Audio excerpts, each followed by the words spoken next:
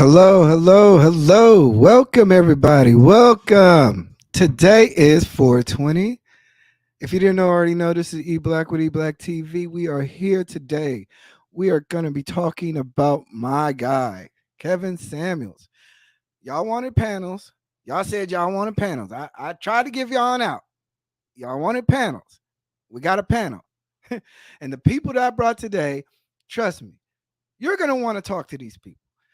You're going to want to hear their points because, like I said, eBlack is always going to find the voices that represents the point. We're not going to do the same old style of content creating that everybody else does.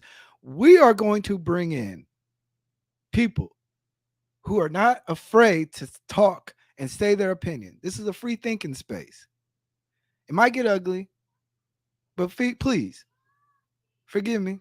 We're going to get it in. Anyway, so we're here to talk about Kevin Samuels. Let's talk about Kevin Samuels, right? First, let me shout out to everybody who's here early, who left a like early. Don, one of the Black Pride members. Shout out to Mr. He Said, She Said. Chaotic Truth is definitely in the building. Red Lipstick Vibe, definitely another Black Pride member. Gail, the moderator of the YouTube space. I tried to save her. I was like, you don't want to work here. But she said she want to work here. I said, okay. Shout out to Danny K. I mean, Danique, Anthony. But anyway, we're going to talk about Kevin Samuels. But we're not going to talk about the same old wows, same old standpoints. We're going to talk about Kevin Samuels, and we're going to say, let's get all his talking points. Let's bunch all the stuff that he said. Let's take all of that stuff and let's see if it's fact or fiction, if there's truth to it. Have a discussion about it. Because the one thing in my household, me and my wife, we love Kevin Samuels. It is the funniest stuff ever. Funny. Some of y'all don't find it funny. I find it hilarious. But not only that, he's armed me with a lot of talking points to where I can go out into society and have good conversations. It's fun.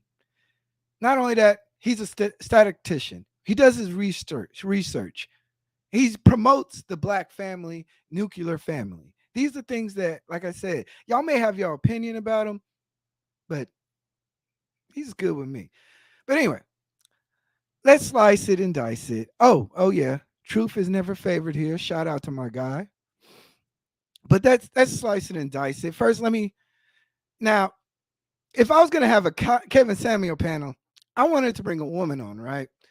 And I wanted to make sure this woman was not afraid to talk, was not afraid to say her point, and who was unapologetically her. I want everybody to give a virtual hand snap for my girl, Tawana G. You're muted. Yes, with the intro. I love it. So yes, you are right. And then there was another guy, right? Who I was like, you know what? You know what? We need to hear even more about our community, but maybe something from a different perspective. This guy, he's late. He's right now in the controversy of probably any YouTuber's career. But trust me, he ducks no smoke. But when I invited him, I wanted a guy who was unapologetically gonna say the things that you may not want to say or may not want to even hear. But he's gonna stand on it. So let's give it up for my guy, Chaotic Truth. Forget the WAP and pick up a mop. Those are great words from the Chaotic Truth. Salute to you, eBlack. Salute to you, Tawana. And salute to everybody in the chat. Hello. Mm-hmm. And then there's another person, right?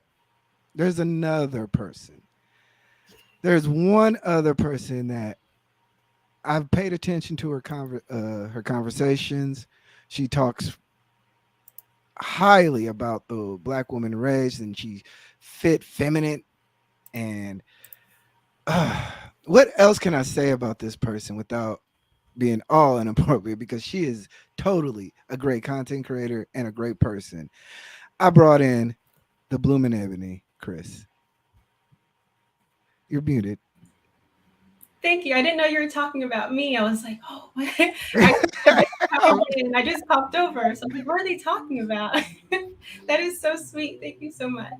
Oh goodness. So like I said, we're talking about Kevin Samuels today, and I think looking at this panel right now, you guys can see why I chose everyone I reached out, because you guys are uniquely either tied to Kevin Samuels or you have a standpoint that I think you guys could talk about. So I wanted, and unapologetic about it. I'm gonna say that word right, but let's talk about it.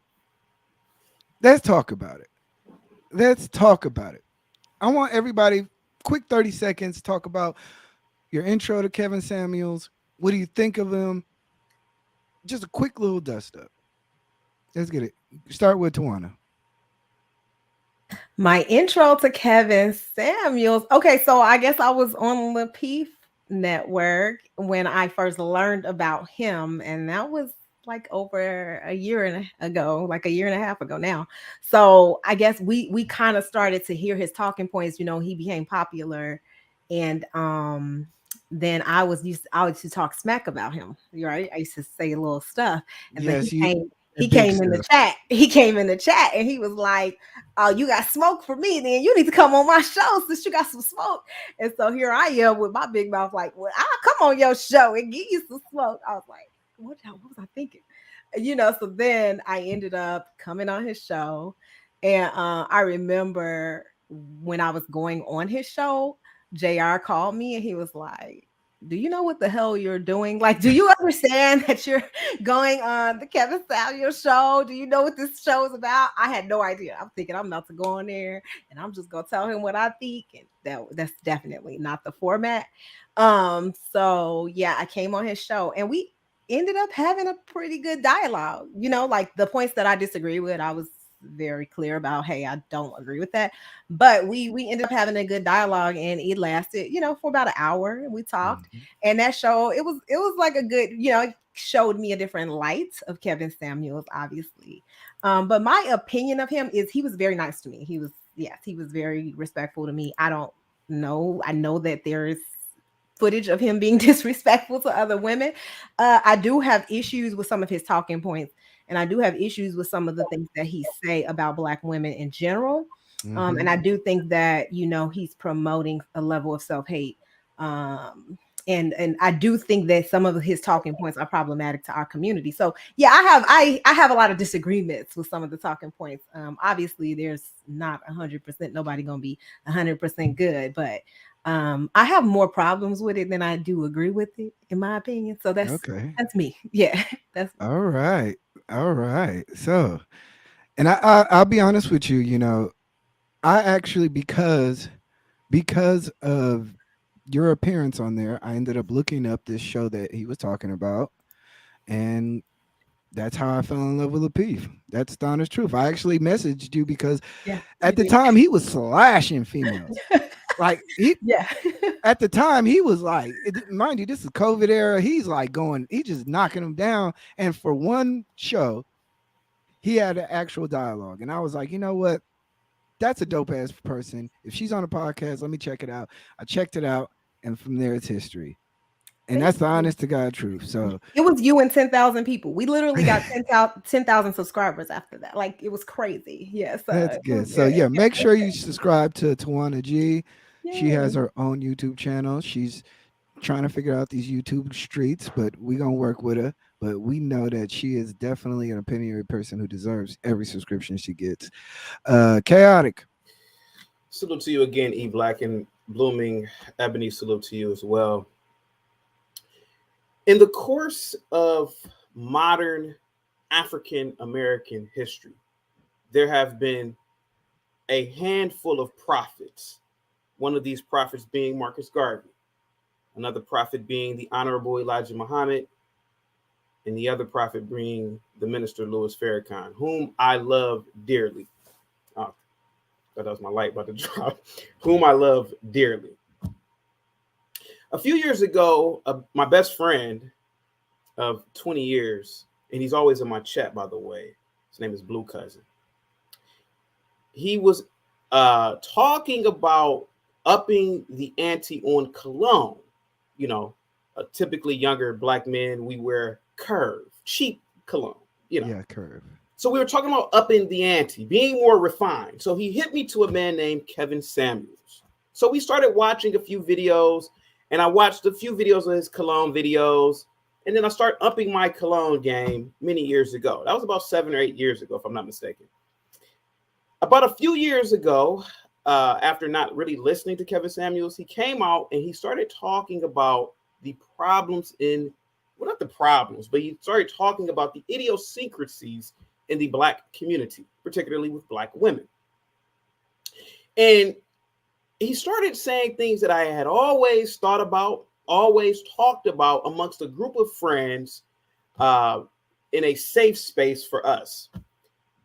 And I've really only have listened to Kevin Samuels a few times, to be completely honest with you. But his talking points are absolutely divine and they're prophetic.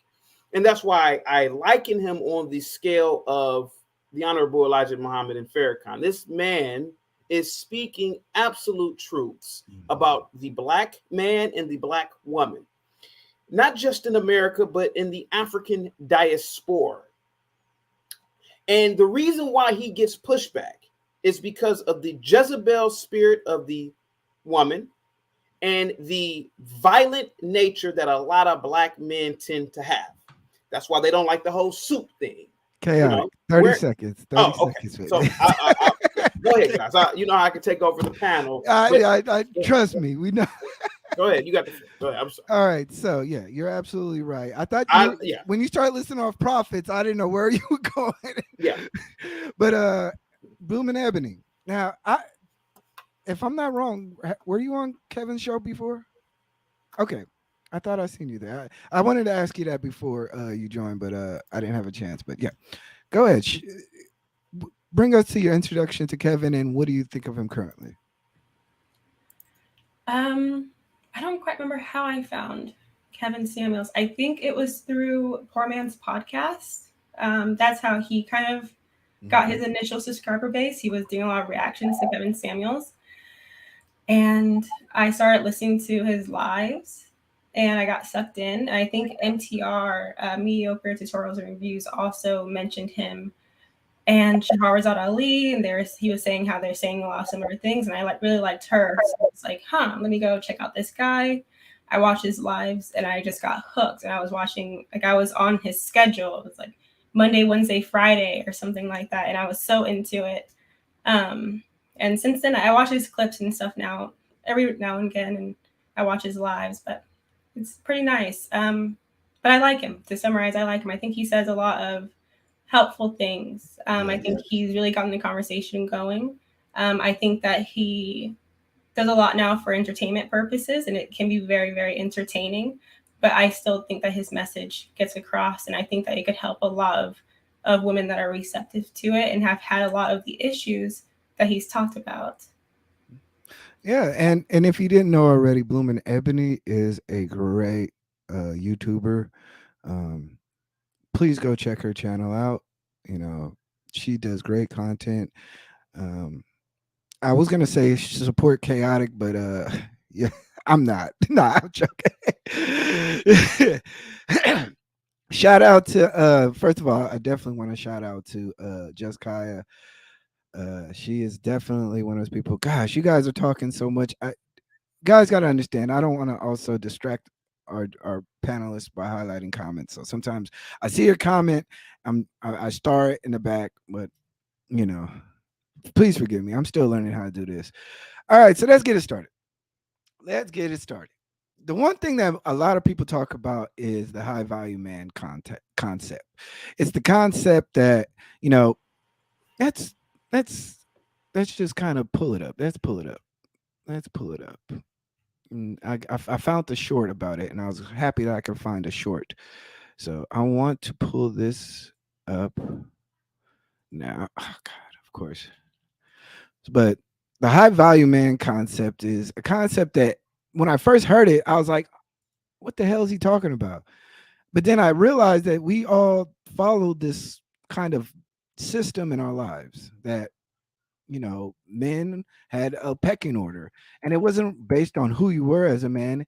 It was based on a lot of just natural order things, like, men who were valuable, men who made money, men who, he'll show you. So I'll bring up the short, and then we'll have a conversation about this.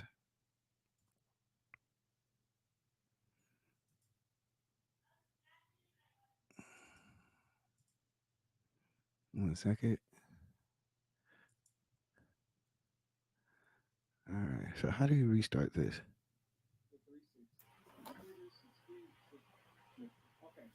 If you haven't subscribed to the eBlack channel, please hit the subscribe button and please hit the like button. That's all you got to do. Just hit the button.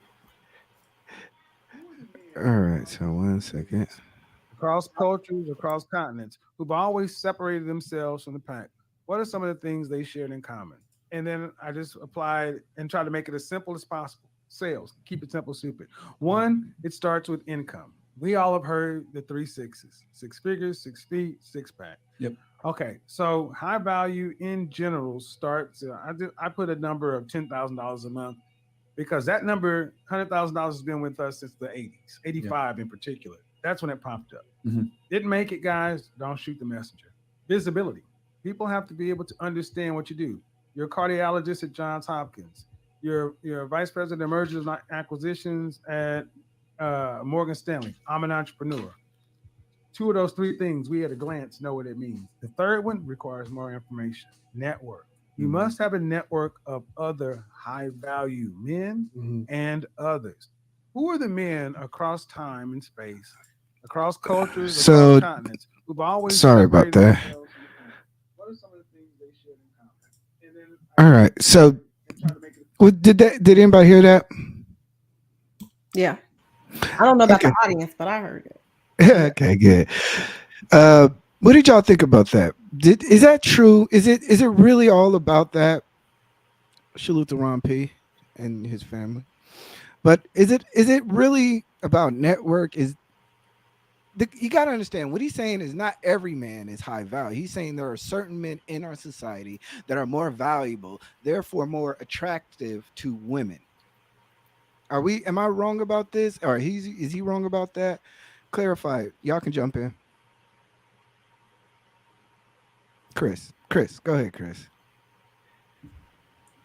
No, I don't think he's wrong. I think we can't fight our nature. And I think that there are certain things. I think there are certain things that we have to find as strong characteristics that we want to be passed down to our offspring, and being able to earn an income. Income, even though we don't like things to be just about money, income is a tool of independence. And it requires a lot of sacrifice oftentimes, and those are very attractive masculine traits. When it comes to height, fitness, you also want those things passed down to your children. And so this is just about having strong offspring and a man that has people, he's likable, people that want to be around him, people that want to learn from him. They tell you that he's intelligent. So there are so many great characteristics that are tied to the things that he mentions, which just means that you're going to have great, well put together, fit offspring. Okay. Tawana, let me hear your high value statement. I know you might not agree with this, right? I mean, I don't disagree with the way he wants to define it. I think that, okay, if that's what he says a high value man is, I know people like to label in this day and age. So I'm not necessarily going to fight whatever he thinks this high value. What do I think that those men are the only men who have access to women? No. Do I think that those are the only men who women desire? Absolutely not. Like, I think that what he says about high value men is inaccurate and problematic. I think that isn't the men who women are mating with more often. And those men in those high income brackets have just as many problems mating with women as the other men. So I just think that some of the things he says that almost excuses them or dismisses their needing to have the ability to interact with women, to have emotional intelligence, to have this human connection is really the problem with the statement, because it also makes men feel like that they can really use their money to control women.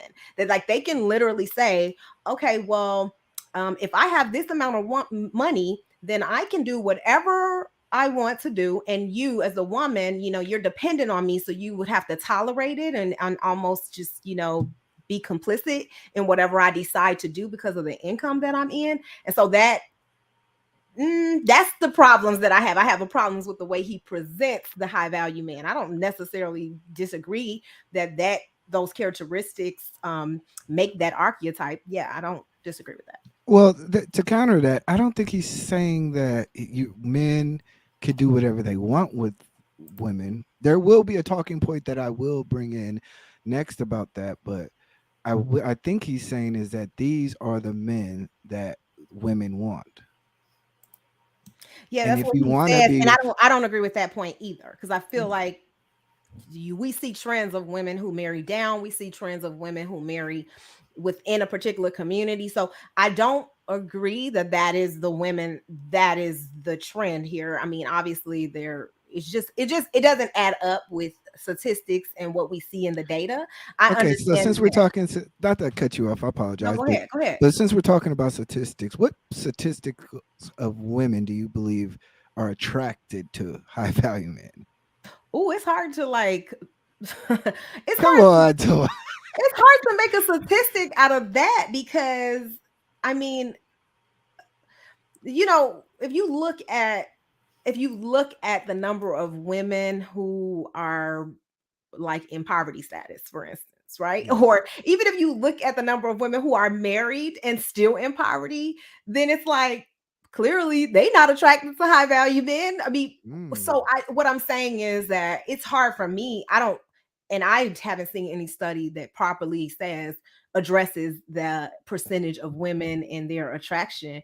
I think that it's been sensationalized that women are only attracted to high value men who are 6 feet, the men who will meet these certain criteria. And I think that's been sensationalized for, the purposes of, making money or exploiting women. But I don't think that that's a truth, because I see the statistics and we see who women marry. They marry middle-class men.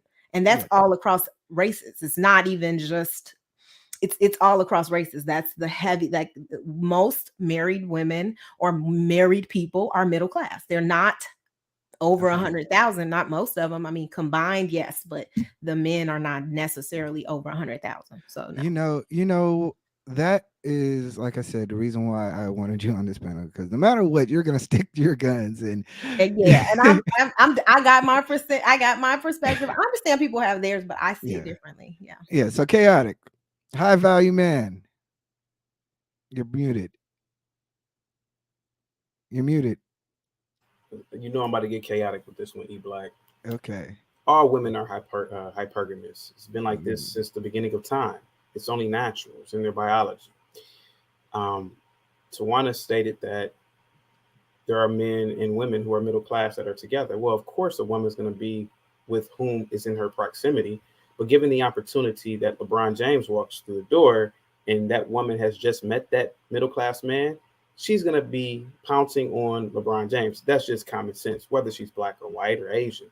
The same thing goes across racial lines. It's funny that people always say, well, Asian women are very, domestic and they stick to their men. But there are a lot of reports that suggest that Asian women prefer white men if they're in the proximity of them, because white men tend to have the most money. Particularly living in a capitalistic society such as America, you as a man, you should strive to be in that high value definition as set by Kevin Samuels. And that's just the minimum. And if you're not, then you're not ready for competition. This country is getting wealthier by the day. Women are getting more hypergamous by the day. Hence the reason why you see 35-year-old women saying that they want to be with an NBA player. It's countless of women like this. And what has happened is social media has allowed for this to take place. So I think that it's imperative that people listen to Kevin Samuel's notion of what high value is, because he actually understands women, and so do a lot of men. I hate to say it, but women have been like this since the Stone Age, since hunter-gatherers. What man has the most resources? And, if she settles, she settles. But more than likely, she prefer to be with somebody who's wealthy and who can take care of her creature comforts. I'm done. Okay, yeah, that's good. Good. We got through one. Yeah. We got. All right. So since we're talking about high value men, let's get to the next part of the conversation, which is high value men don't cheat. They exercise options. This was one of those things that, I was thinking about it. I had to really ponder this, and I'm still on the fence about this. I'm sorry. I'm still on the fence about this. The fact of the matter is that if you're getting a guy that is at the peak of his career, peak of society, with options, and he exercises the options, is it considered cheating if the wife understands and agrees to it? There's a lot of different components to it, and I'm not going to put my foot in my mouth too much. But the idea is that money and success and being at the apex of your community and your status gives you almost a license to exercise your right as a natural man to explore options. Now, if you do not like that option, you should not seek these type of men, because these men will explore them options. And that's kind of what I'm hearing. Like I said, I'm on the fence about this, but I understand the general concept of this, because the women should have some type of expectation. But is the expectation fidelity or, faithfulness in a relationship? Yes, but let's be honest. So y'all kick this one off. Who wants to go first? Go ahead, Chaotic. Well, unfortunately, the truth is this: men are divine by nature. Okay. And even if you follow the scripture, divine by God himself. Be fruitful and multiply says a lot. Now, here goes the thing: men are designed to sleep around, and men by nature are polygamous, and before I got married, I didn't sleep with a lot of women, but it was about 80 something women in my life. But I knew men who were in the hundreds, And the thing is that we can sleep around and not have a care in the world. So when we say we would like to marry you, that means that, wow, we found a butterfly, we found the unicorn, and you are special enough for me to say, you know what, I'm going to make a vow to only sleep with you, no one else. So when you make that vow as a man, if you cheat, then it's like you are being dishonest. And that's generally what a man shouldn't be. Now, you as a woman, I will say this, typically women get, about 30. It's pretty much a wrap in terms of looks. No offense to any woman in the chat, but it's a wrap. So you have to do a lot to maintain your beauty, your weight, and that's that. Men, there's nothing attractive about a 35-year-old woman who nags. There's nothing, because there's a 22-year-old girl who works at Chick-fil-A and who's nice and sweet. There's nothing cute about the sassy black woman. There's nothing cute about that. And I tell so many black females this, because there's a pretty young white girl who's pleasant to be around.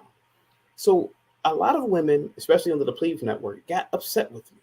And I wasn't trying to troll. I was trying to just tell them the truth about how men really think. I'm the whistleblower in terms of men. I tell on men. I'm telling you what all men really think. And the fact of the matter is that you're going to have to try every day as a woman to keep your man from cheating. Okay? For example, cooking and cleaning. I keep telling people this all the time. There's nothing like a woman cooking. There's nothing like. But chaotic. Go But ahead. chaotic. Go Let's ahead. be honest. If you were, do you believe that high value men have a license to cheat? No, they don't have a license to cheat. Again, if you make that vow, you shouldn't break your vow as a Oh, man. So if you create that vow, you as a man shouldn't break it, because it's just like breaking a contract with another man. So now you are dishonest as a man. Now, if you had a girlfriend and you're sleeping around, hey, get that. We all went through this if you were in college or something. Slept around, girl caught you, she chasing you around the dorm, wanting to fight you and kill you. But nevertheless, when you're married, you shouldn't do it. But okay. Again, as a woman, you should try everything impossible to keep your husband happy. Period. Point blank. Well, let me pierce your brain. Should a woman have the expectation of infidelity with high value men? Of course she should. He's high value. Listen. Men get better looking with age. Men get the more so. Men generally don't fall out with people. The networking is still there. Well, don't get me wrong. Women still have friends, but women are chatty patties. They got a best friend every 2 weeks. But men generally have friends for 30, 40, 50 years. So men have a lot going on for themselves, hobbies and things of that magnitude. A lot of women don't, unfortunately. A lot of women rely on a lot of women really want to be around their husbands and to do what their husbands are doing. A lot of women don't do things on their own. And men generally do. Honey, I'm outside, I'm building something. I'm working on the deck. I'm working on the patio. I'm running with. See, men do a lot. And so women have to understand this. So yeah, you have to understand that there's maybe some infidelity, but a lot of it has to do with you as the woman. Tawana, would you like to? Of course, because men, especially Black men, are minimized by their sexual abilities, right? Like they feel like I'm hypersexual and I'm centered on my sex and my sexual capabilities, and like that is the problem within our society, because like that's how Black men specifically, that's how they define manhood.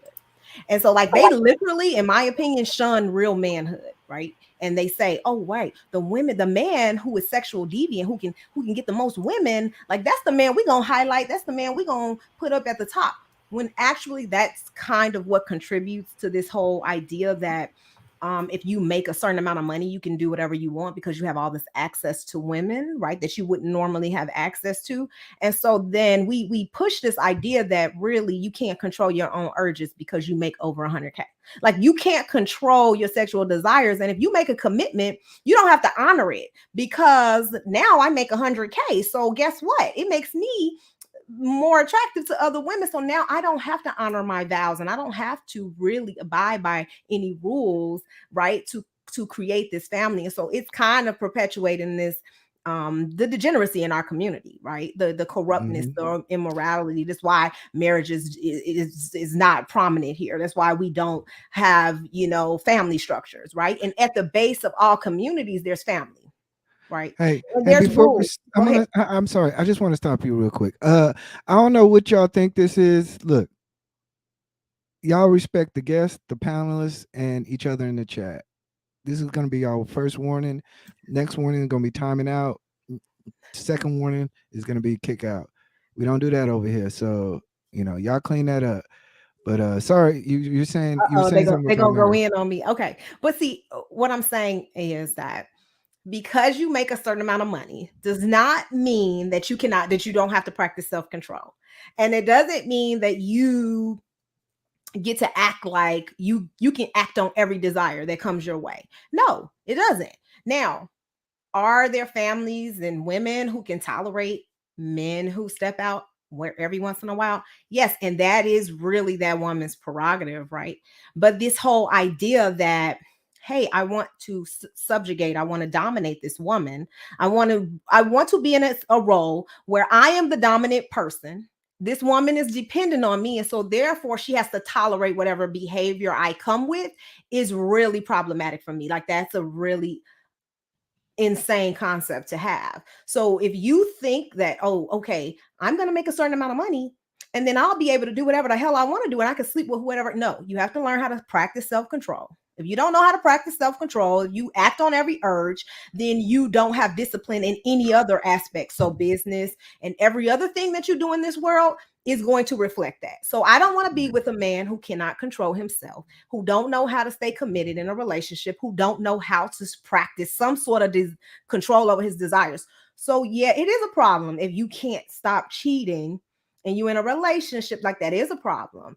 And I'm not saying it's a deal breaker for all relationships. Every relationship has their own criteria, just like people try to, beat up everybody based on what they've allowed in their marriage and what don't. Whatever works for your marriage works for your marriage. Okay, cheating is when you're dishonest with your partner. It has nothing to do with what we think our concept, because black people, we have this fake immorality. Oh, I'm so moral. Like, no, get y'all asses on. Okay, get off that high horse, because we have a lot of degeneracy in our community while we trying to act like we so moral.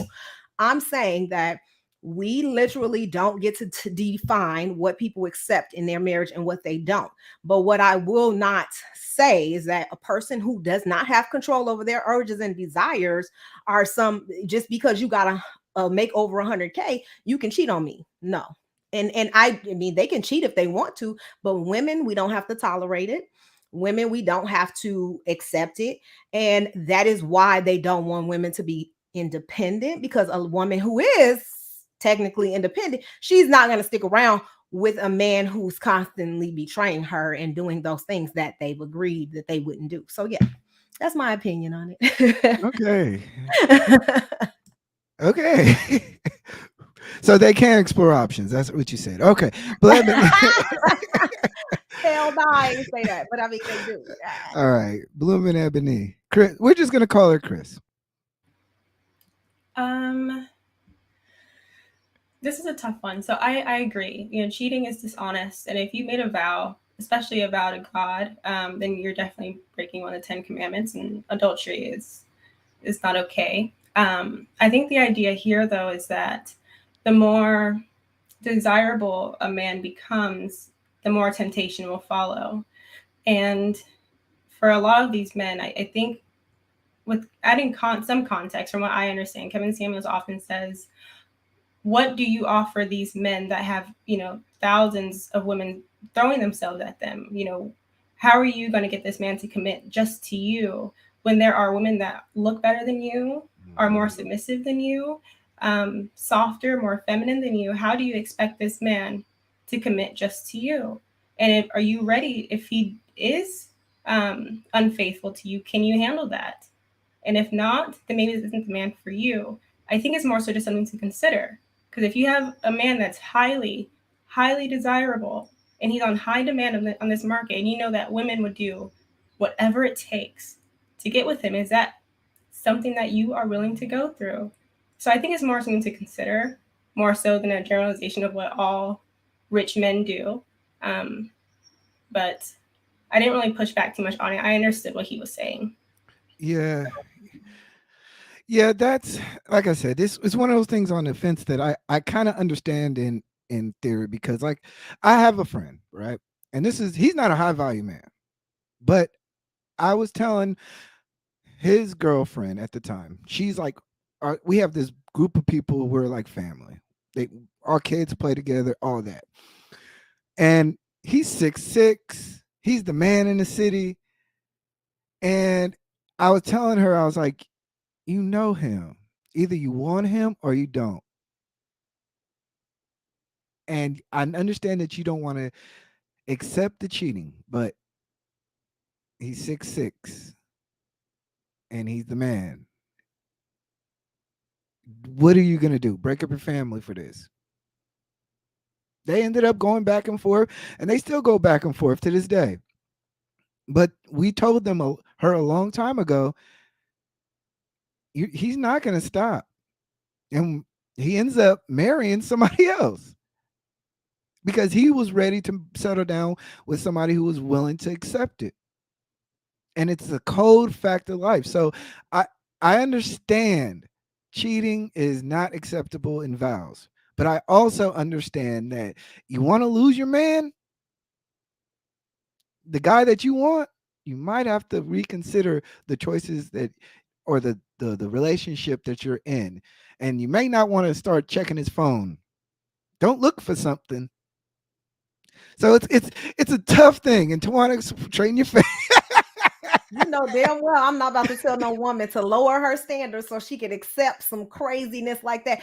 Good, listen, she should go to that woman's funeral, ooh, I'm sorry, wedding, and she should be like, "Ooh, thank God you took him from me," because literally she would be the most unhappy person in her life. Like, there is no way you can convince me that a woman who wants to be like fidelity in her relationship, She loves this who dude. I'm she telling you. loves him, but she can love somebody else. She needs to But raise her standards and stop being insecure. She needs to literally raise her standards and set more boundaries and explore her options. I'm gonna be honest with you, because there are men who have family values, who don't believe in cheating just because they make over a certain amount. Don't believe in being. I'm not saying that they don't cheat. I didn't say that. Okay, because listen, you can have family values, you can love your woman, and you can step out. It is what it is, right? Like, I'm not unrealistic in that sense.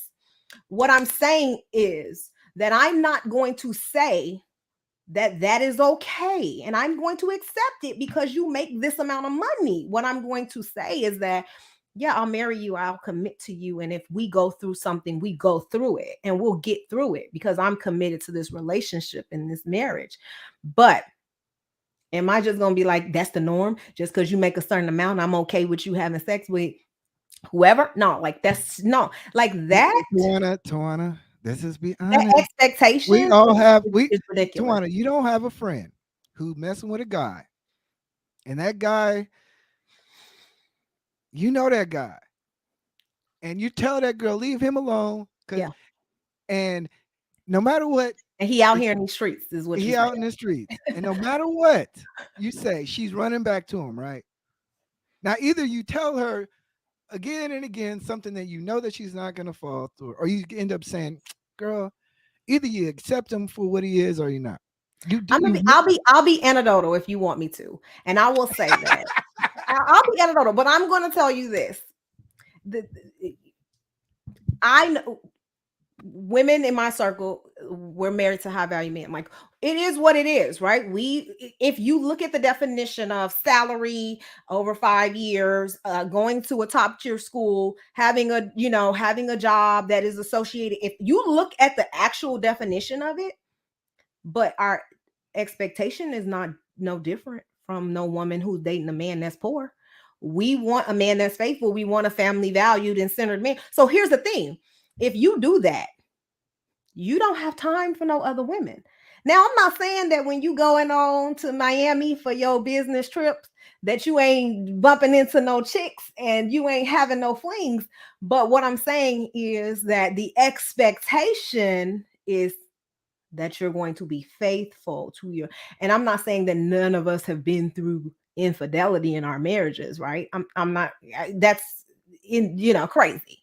But what I'm saying is that, yeah, people, the expectation is that you are faithful. Like, there's no expectation of, oh, I know he makes this amount of money, I'm just going to turn a blind eye. Like, no, that's, I think that's problematic to tell women, to promote that to women, to tell women that, oh, you lose value as you age. You're not as attractive to men. Your marketplace, whatever, all this craziness that y'all put on women, right? All these things. And then y'all try to like say women don't need to have expectations and standards once they reach a certain age in their life. And that is the craziest thing that I have ever heard in my life.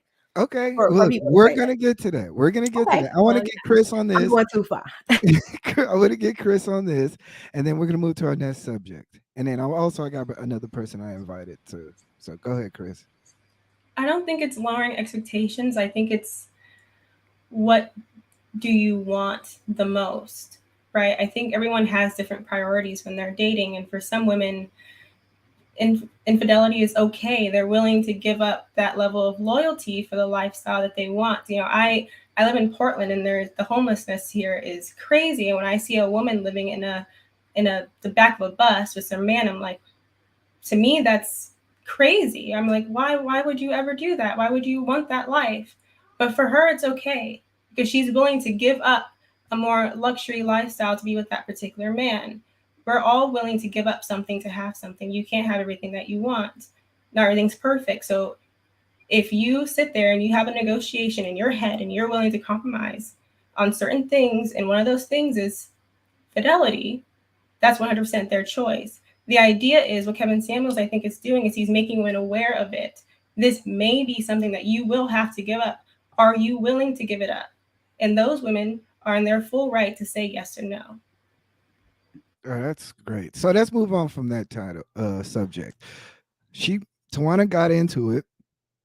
We're gonna talk about the wall. But before we talk about that, I got my guy. You ready? All right. Bring him on in. Brother, he said, she said is in the building. Peace, Come on. peace and love, fam. There we go. Hey, I'm glad. Like I said, I love talking with people who ain't scared to talk and who ain't scared to share their opinion. So I always will bring he said, she said in because he ain't scared of nothing to say. And then Tawana, like I said, Tawana. So, and then, but let's talk about the wall. The idea is that there is a fictional age, look, size that women will meet that will potentially eliminate her from men that she values. If you want these type of men, you're going to have to take them when they're younger and you're more attractive, feminine, less bodies, less issues. Some women says there is no wall. Some women say that men hit a wall. I argue that men do not have a wall. No matter what age, we don't have a wall. We go over the wall with money. That's our stepping stone. But women have a wall in which there is a certain age and a certain point in which you're no longer attractive based on not only fertility, but not only looks, age, sexuality, femininity, all these things. So I agree with him on that. There is a wall, and you need to be aware of that wall because you don't want to get into a situation to where you're too old to get the men that you want because all those men do not want you. So who wants to tackle that point first?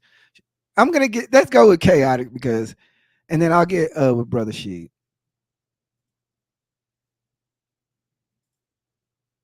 Chaotic, you're on mute. Can you hear me now? Mm-hmm. I say this over and over.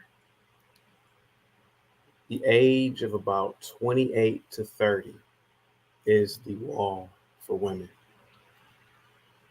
What I noticed in college, a lot of the white girls, they had already secured fiancés and husbands by the time that they were 24.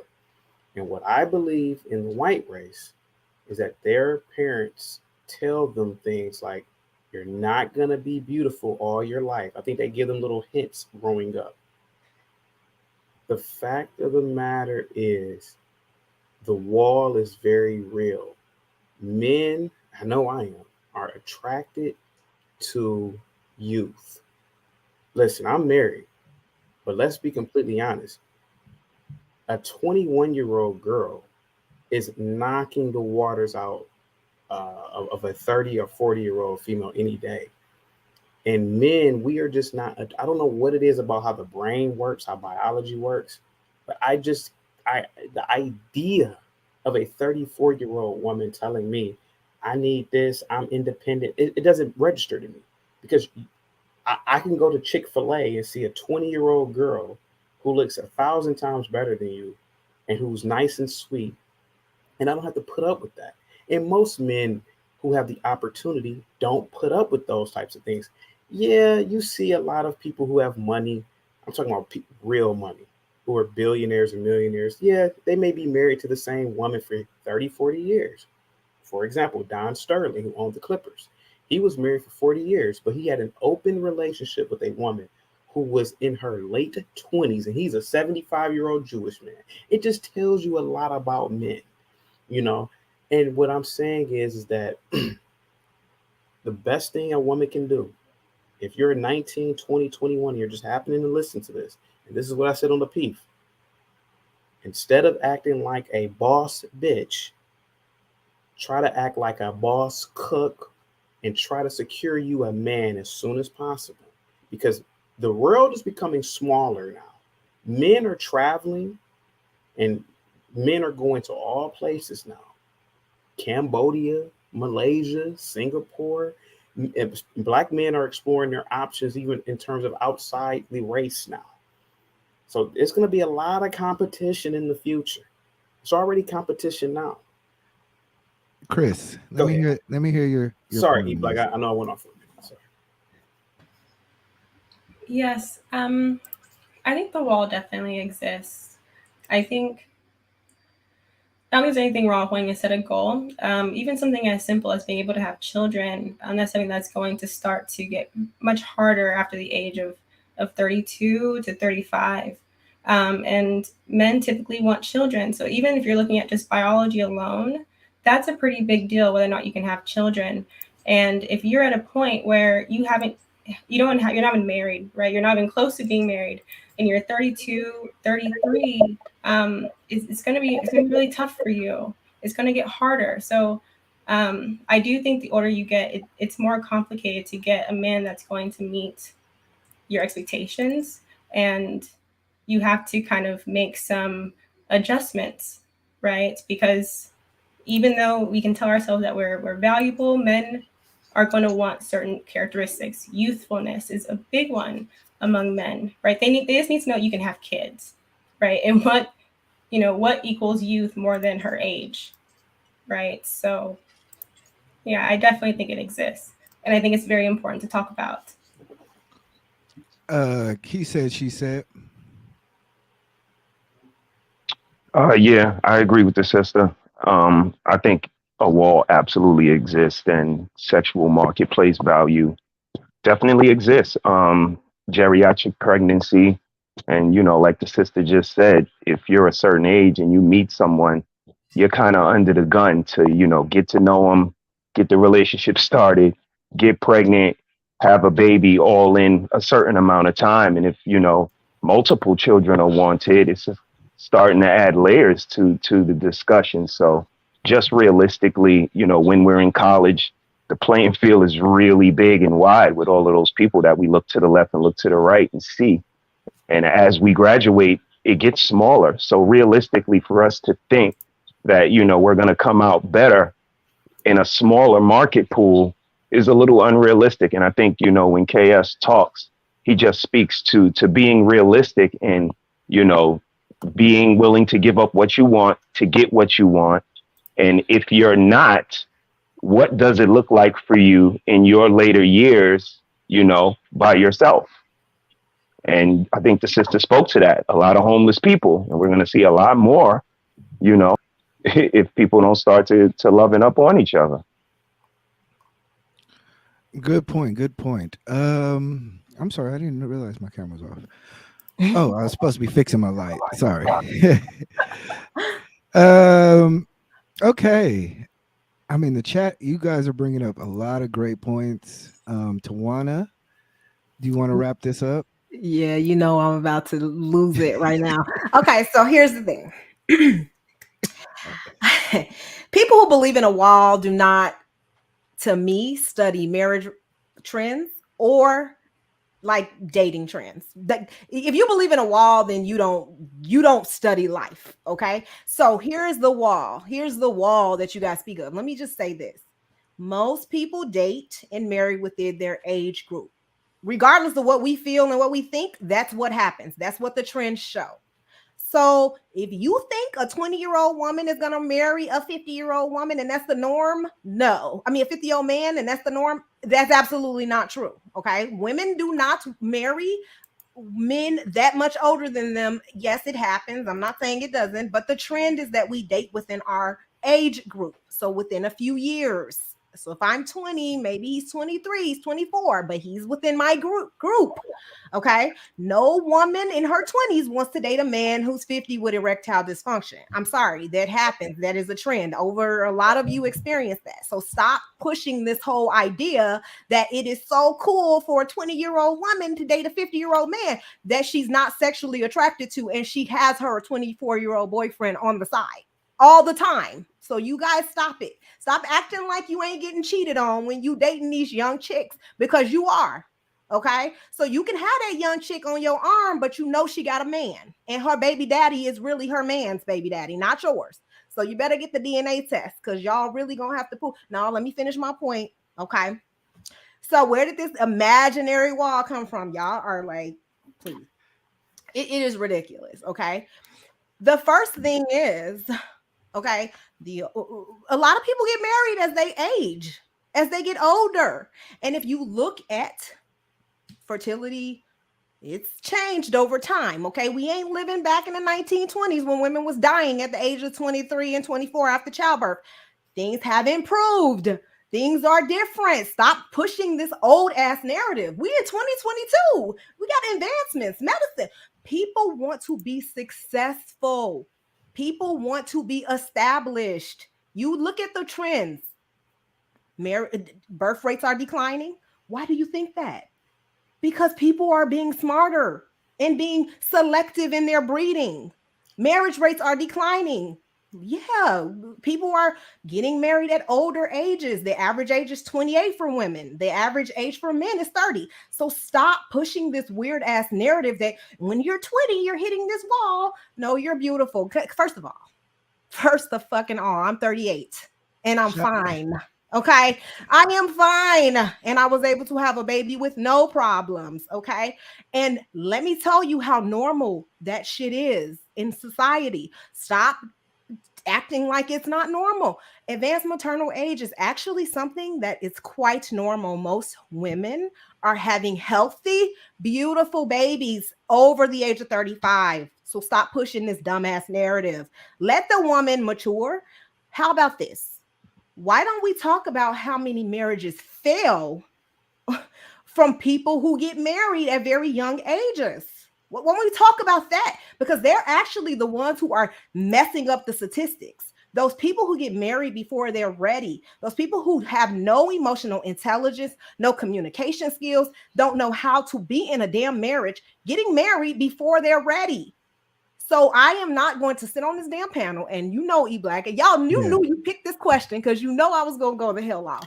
See, and that's what I am going to damn do, because at the end of the day, we need to study statistics and trends. See, we tend to copy the degeneracy in other communities. We don't copy the stuff that is actually good for us, right? Like, oh, why don't we look at how people who get married at older ages, their marriages last longer? No, we don't look at that. Look at the Asian community. Study those trends and see that those marriages are more successful. Why do you think that? Oh, why? Because people are more mature emotionally. People know how to communicate. They know how to work together. They go through enough life experiences where marriage is actually sustainable. You marry a child, you're going to get divorced, because guess what happens? That's what happens. That's the highest rate. Marriages under the age of 25. Don't take my word for it. Look the shit up yourself, okay? Because it's actually public knowledge. You don't need to take my word for it, okay? I am regurgitating shit that's true, okay? Tawana, your point is your point is well taken, and okay, I'm done. This is why I wanted you to be on the show, because I wanted somebody who's unfair. I'm crazy, right? Chaotic. I'm gonna get you a rebuttal, but I want to give a shout out because money in the chat shit. Shout out O'Shea, and but other than that, like I said, I love the fact that people who's going to speak their opinions, and that's fine. This is the whole point. We're talking whether it's fact or fiction. So right. Another shout out is to Information Man. Shout out to him. Shout out to a lot of people who I miss, but y'all know I'm trying out here, y'all. But Chaotic, can I get a 30-second? Because we're getting to the point where Yeah. like I said, I do an hour show. Yeah. I want to run through. We only got through four Yeah. things, Yeah. so I want to start running through a lot of this stuff. Just real quick, me speaking as a man, yes, there's a lot of validity to what Tawana is saying, but of course, that, Kaya. but of course, the middle American police officer, adjunct professor, all he can afford is a woman his age. When men get money generally, and if they haven't already been married, a man will always get a younger female. Leonardo DiCaprio, Yeah. Usher. Who else just married somebody really young? No, Usher married an older woman. No, it wasn't Usher. It was okay, because I was gonna say he married. it was a black dude recently that just married somebody that was really young. I think the Isley brothers. You talking about look the at career Well, path? Ernie, just look at Bill. I mean, the list is endless. Michael Jordan is married to like a 20-something-year-old. blonde, 50 beautiful white Cent woman. is dating a 20-something-year-old. I mean, this is not unheard of. I absolutely get the validity. No, we won't talk about Samuel Jackson. We won't talk about Denzel Washington. We won't talk about the men who are married to women at their age.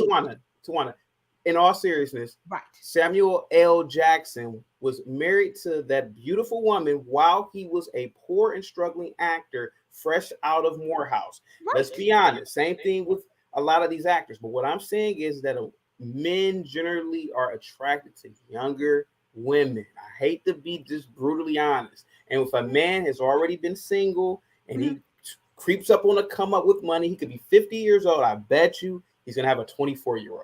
Okay, I'm not saying that you guys are not attracted to youth. I mean, men date me because I still look youthful in my age, right? Like, of course. I mean, if I looked like an old lady, I'm sure I wouldn't have as many options. I'm not saying that. I'm not saying that men are not physical. I'm not even and I'm not trying to even say all men, because we see men and we see the women that they mate with. So don't act like all men just got all these beautiful women that's just like in this high. Like, stop it, y'all, because y'all know that men date average women. Okay, y'all, because it's average women out here with kids. It's average women out here dating men. We looking at celebrities. Some celebrities are even with average women, and I won't name them because I don't want to tell a woman that she's average. Like, I don't want to rate nobody. I'm not no KS. Okay, but what I'm saying is that happens on both ends. I don't understand the point though. I feel like, yeah, there's many examples of men who date within their age range too. Like, there's many. There's hundreds. We don't talk about that. Look at LeBron and his wife. Look at Steph Curry and his wife.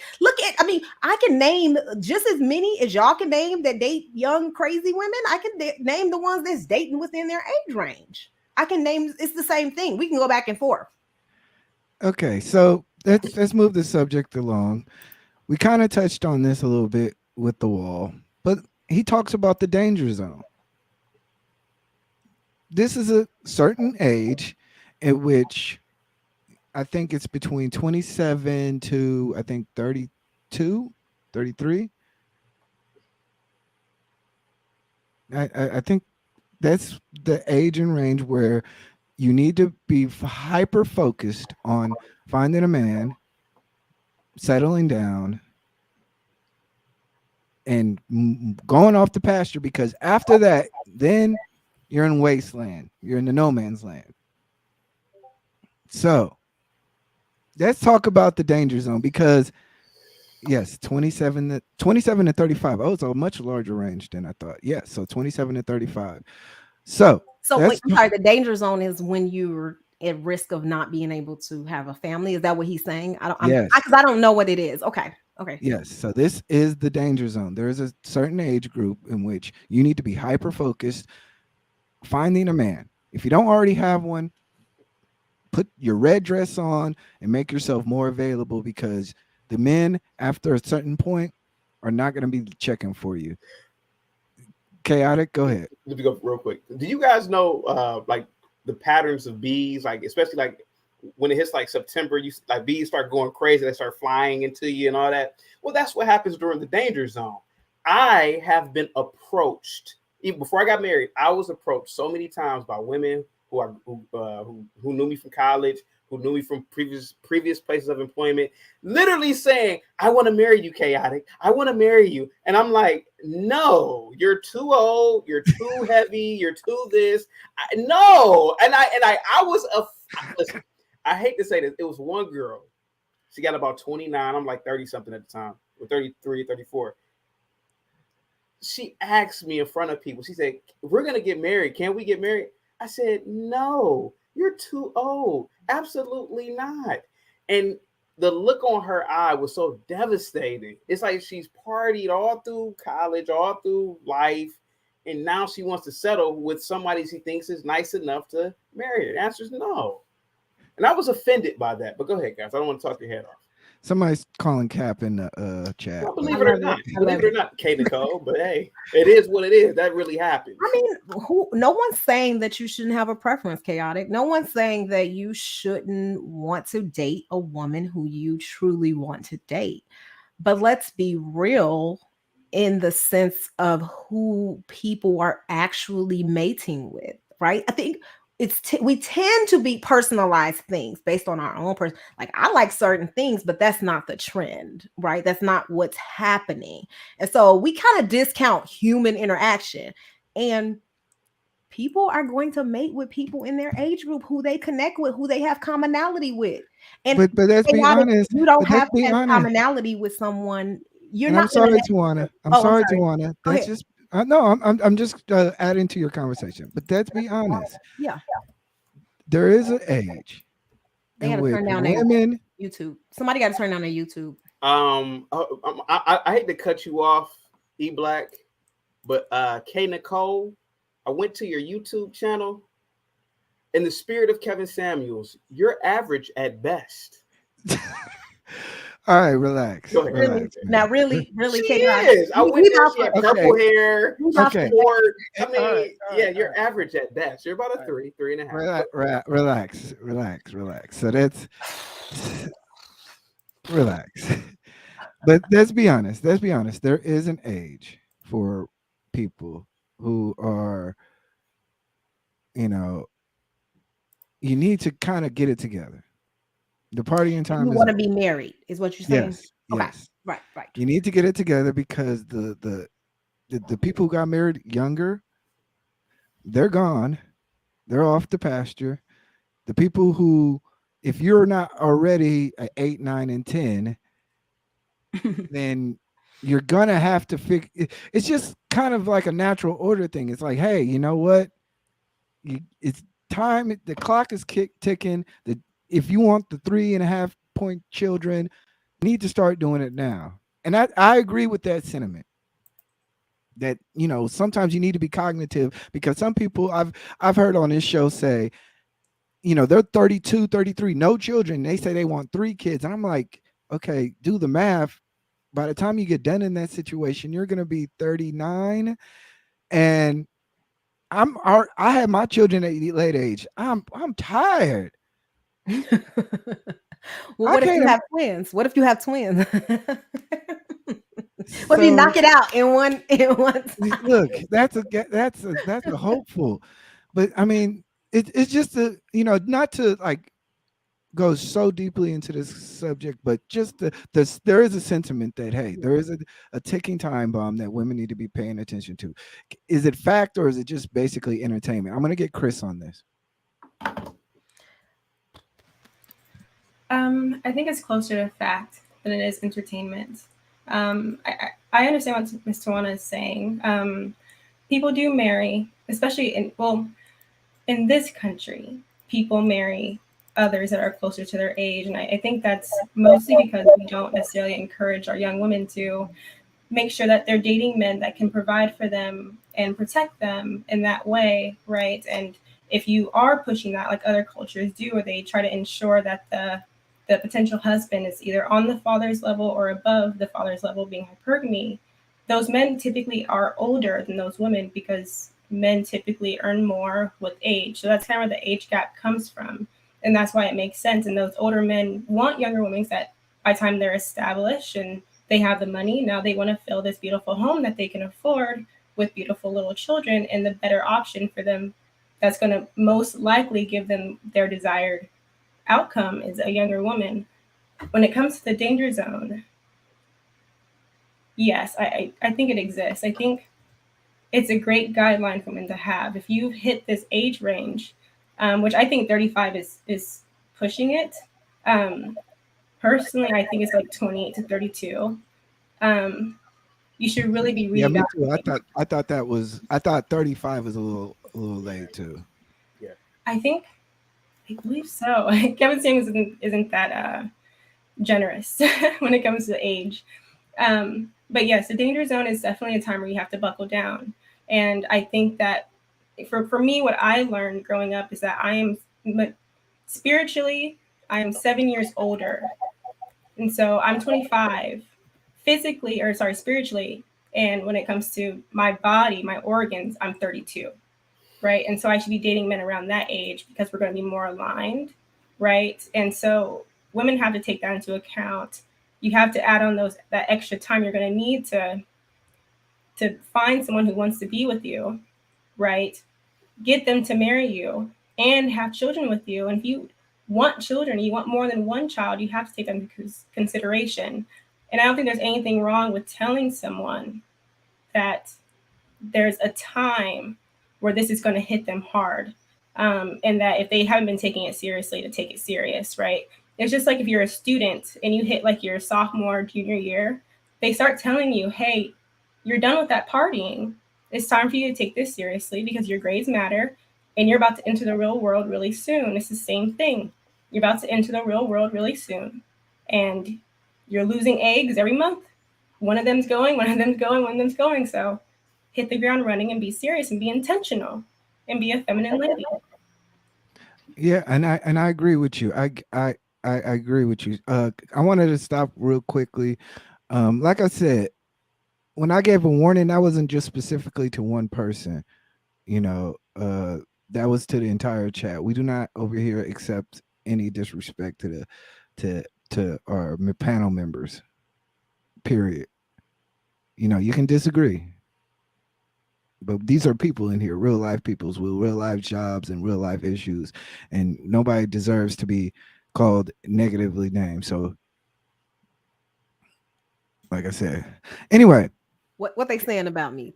no, Like, no, I'm not just you, playing. not you. But all right, so we're gonna wrap this up, and then we're gonna move to Can the I say one second. thing? Can I say one No, thing? no, no. Okay, all right. We got it because I trust me, we got more I spiciness. know. So, brother, he said, she said, let's wrap it up with the wall.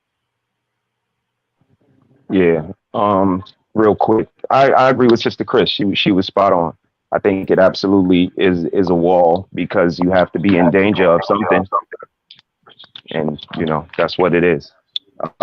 We make a pact with our friends sometimes, even when we 20, when we 19, we say, hey, if neither one of us is married and we turn 40, we're gonna come back, we're gonna marry each other. Like we subconsciously know that life is meant to walk through with somebody, and you might not agree with the messenger, you might not agree with the bedside manner of the doctor, but you sure enough agree with the medicine. And in totality, KS is giving medicine.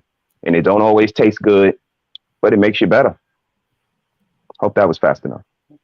Yeah, no, that's good. That's good. So, um, I love this statement because there's this statement that Kevin Samuels made, right? And I thought it was a great statement in light of what's going on. He stated that the gender war is over. Men won. We won. There is no gender war. Women, give me your surrender papers. I want my surrender papers from every woman. There is no gender war. Men are speaking up. Men are giving their statements on what they want. They're taking back their communities. We're not going to deal with feminism. We're not going to deal with a lot of things that we've been put up with for a long time. We want you to come back to the negotiating table because it's been going on too far long. And I agree with him, but I don't think it's over. But so I love the statement by him. So, what do you guys want to talk about? Who wants to punch on this one first? Don't rush. Well, I'll go then. I'll go. I'll go. So, from the best of my understanding, the gender wars are pretty much over at this Yes, he point. does. I'll message you this channel. The gender wars are pretty much over at this point. So many men are reclaiming their masculinity, especially the black man, and I love it. You got Coach Greg Adams, you got Kevin Samuels, you have so many other men, Donovan Sharp, and I know some of these men can be harsh, but the truth of the matter is that they are trying to correct an ill within the black community.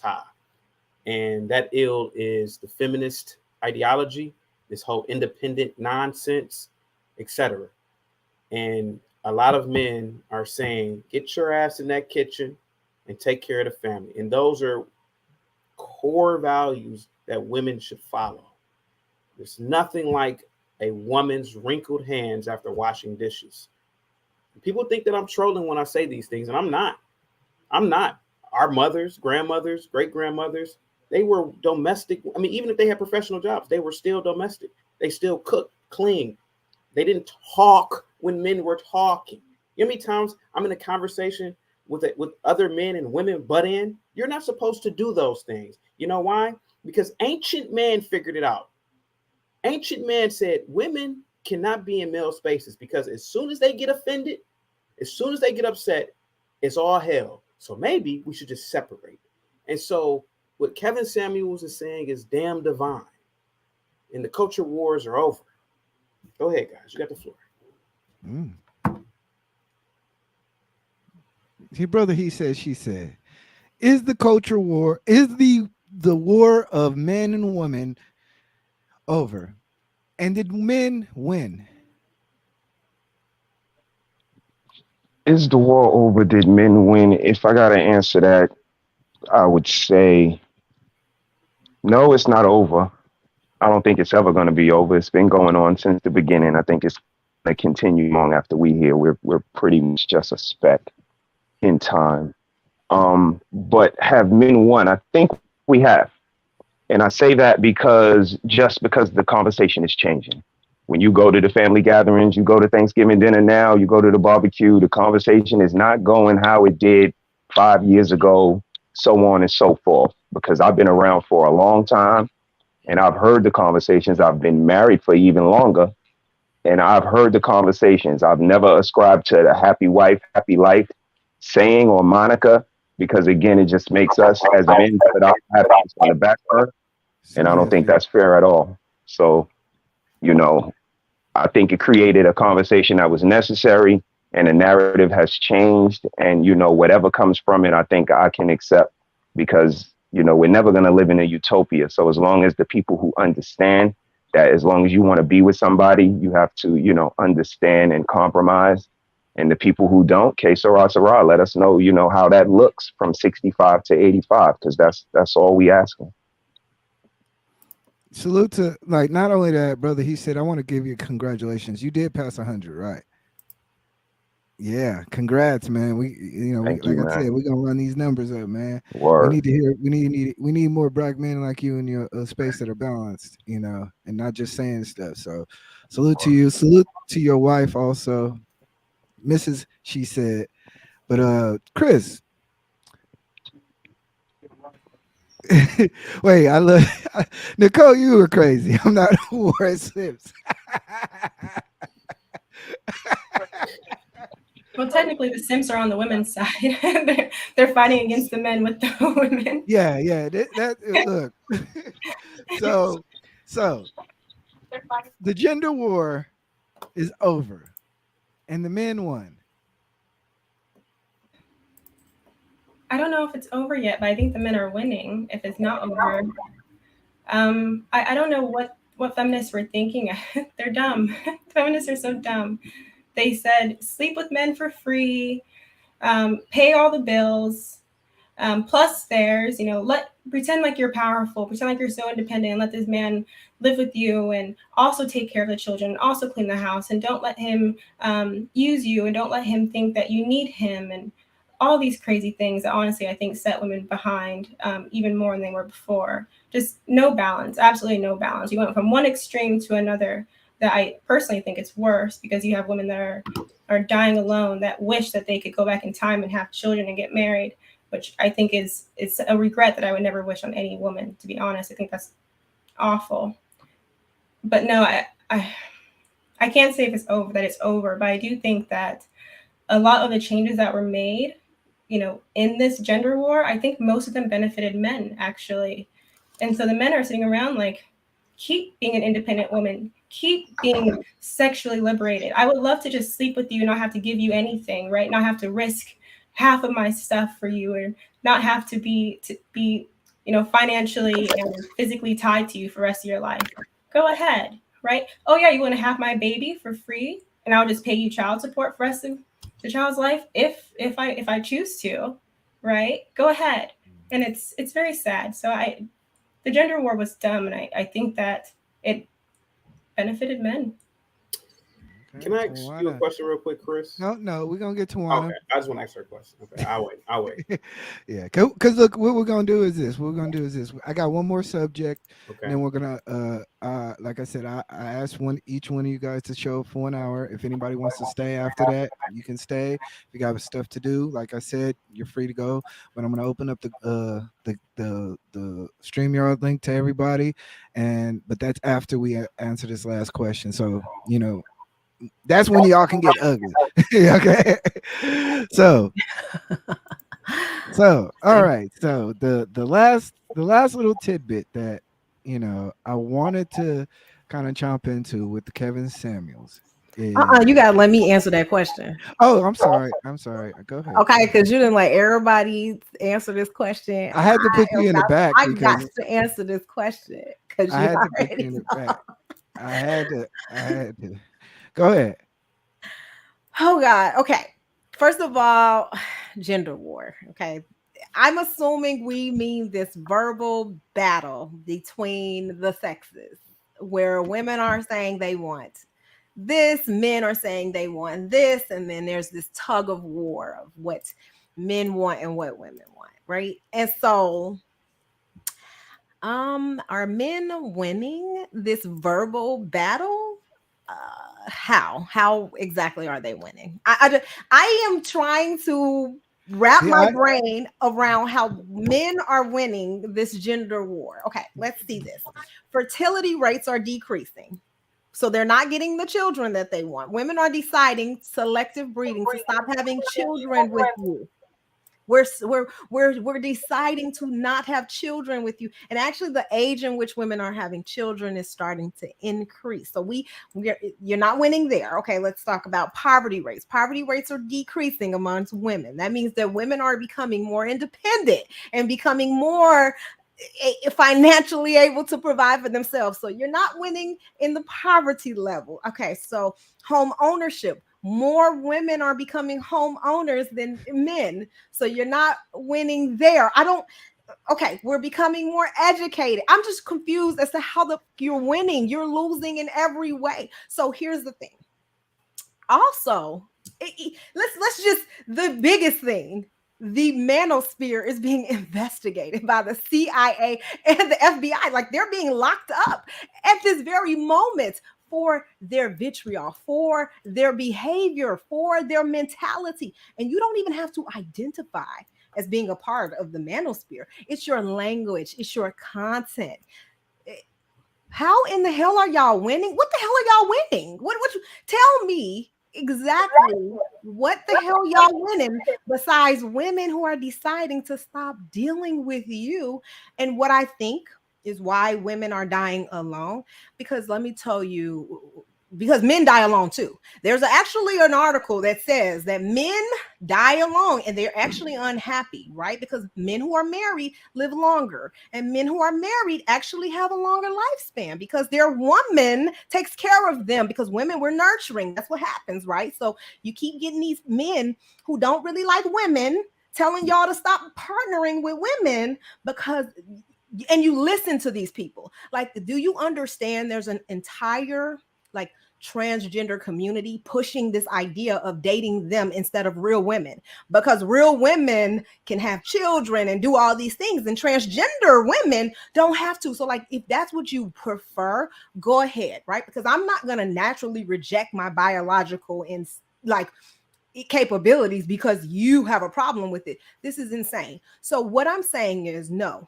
men are not winning shit. Okay, they barely even winning in society, let alone winning a damn gender war. You're failing in everything. You don't compete, especially in our community.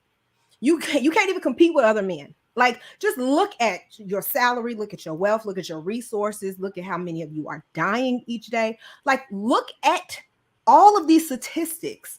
And how can you look us in the eye and say, I am winning? Winning what? What the hell are y'all winning? You're losing. I'm Okay, gonna clip this. I'm sorry. gonna clip this and put it behind the ether beat. Can I Oh, say- that was that was vicious. Absolutely. I Absolutely. love Tawana. I don't give a fuck what anybody Yeah, Can I- says. I'm not may I- like, may I like say what? something? Like, I can't even believe this echo eBlack, chamber. Like, y'all eBlack, seriously may I- on here trying to push this may I- narrative. This is eBlack, crazy. eBlack, Okay, may all right, I say something, please, sir? all right. I'm debating on it. Can you get it done in 30 seconds? I can.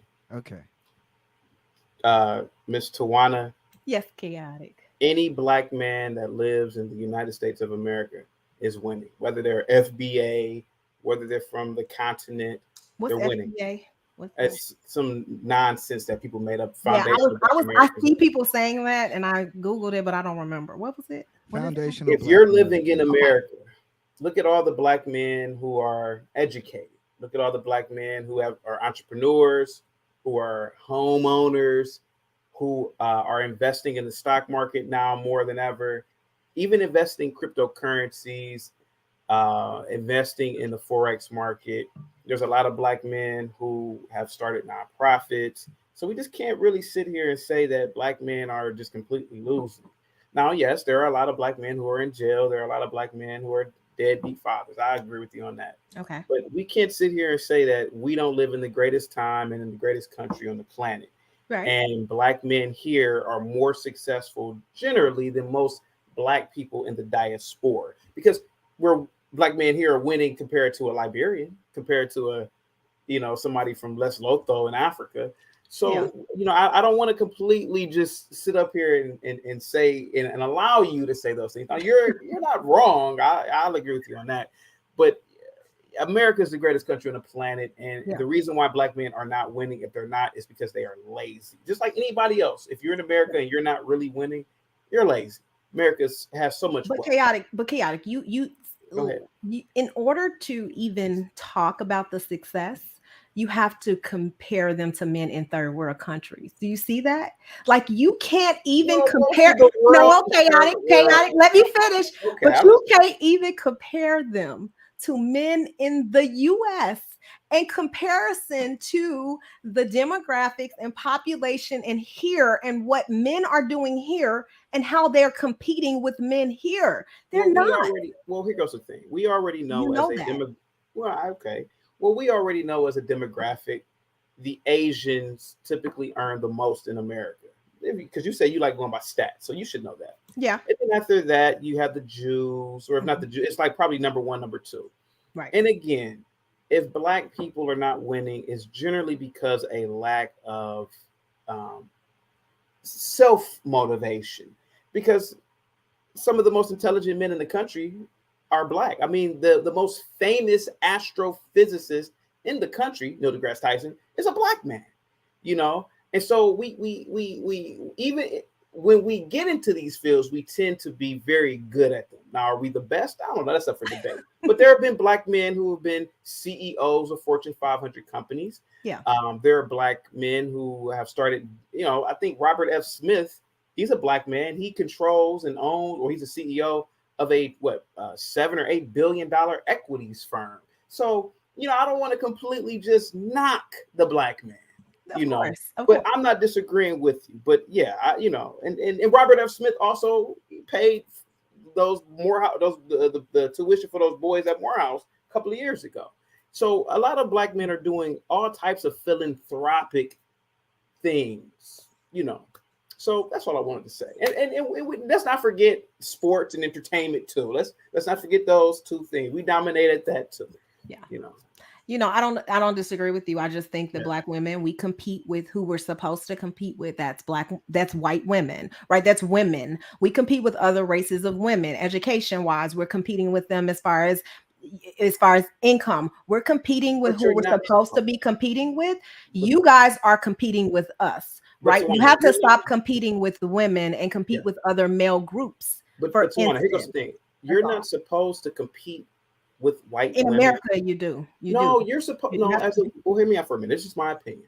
Yeah. As a woman, you're supposed to compete with cleaning the kitchen, cleaning the living room, washing dishes, serving food for your man, and taking care of the children. Those core values will help the black man out so much. Yeah, we don't Why would we want the black woman, the delicate black woman, building a skyscraper, working at some white man's company? Why would we want that as a black man? And I think that you guys need to come back to the kitchen. And Chris, by the way, were you raised in the Nation of Islam?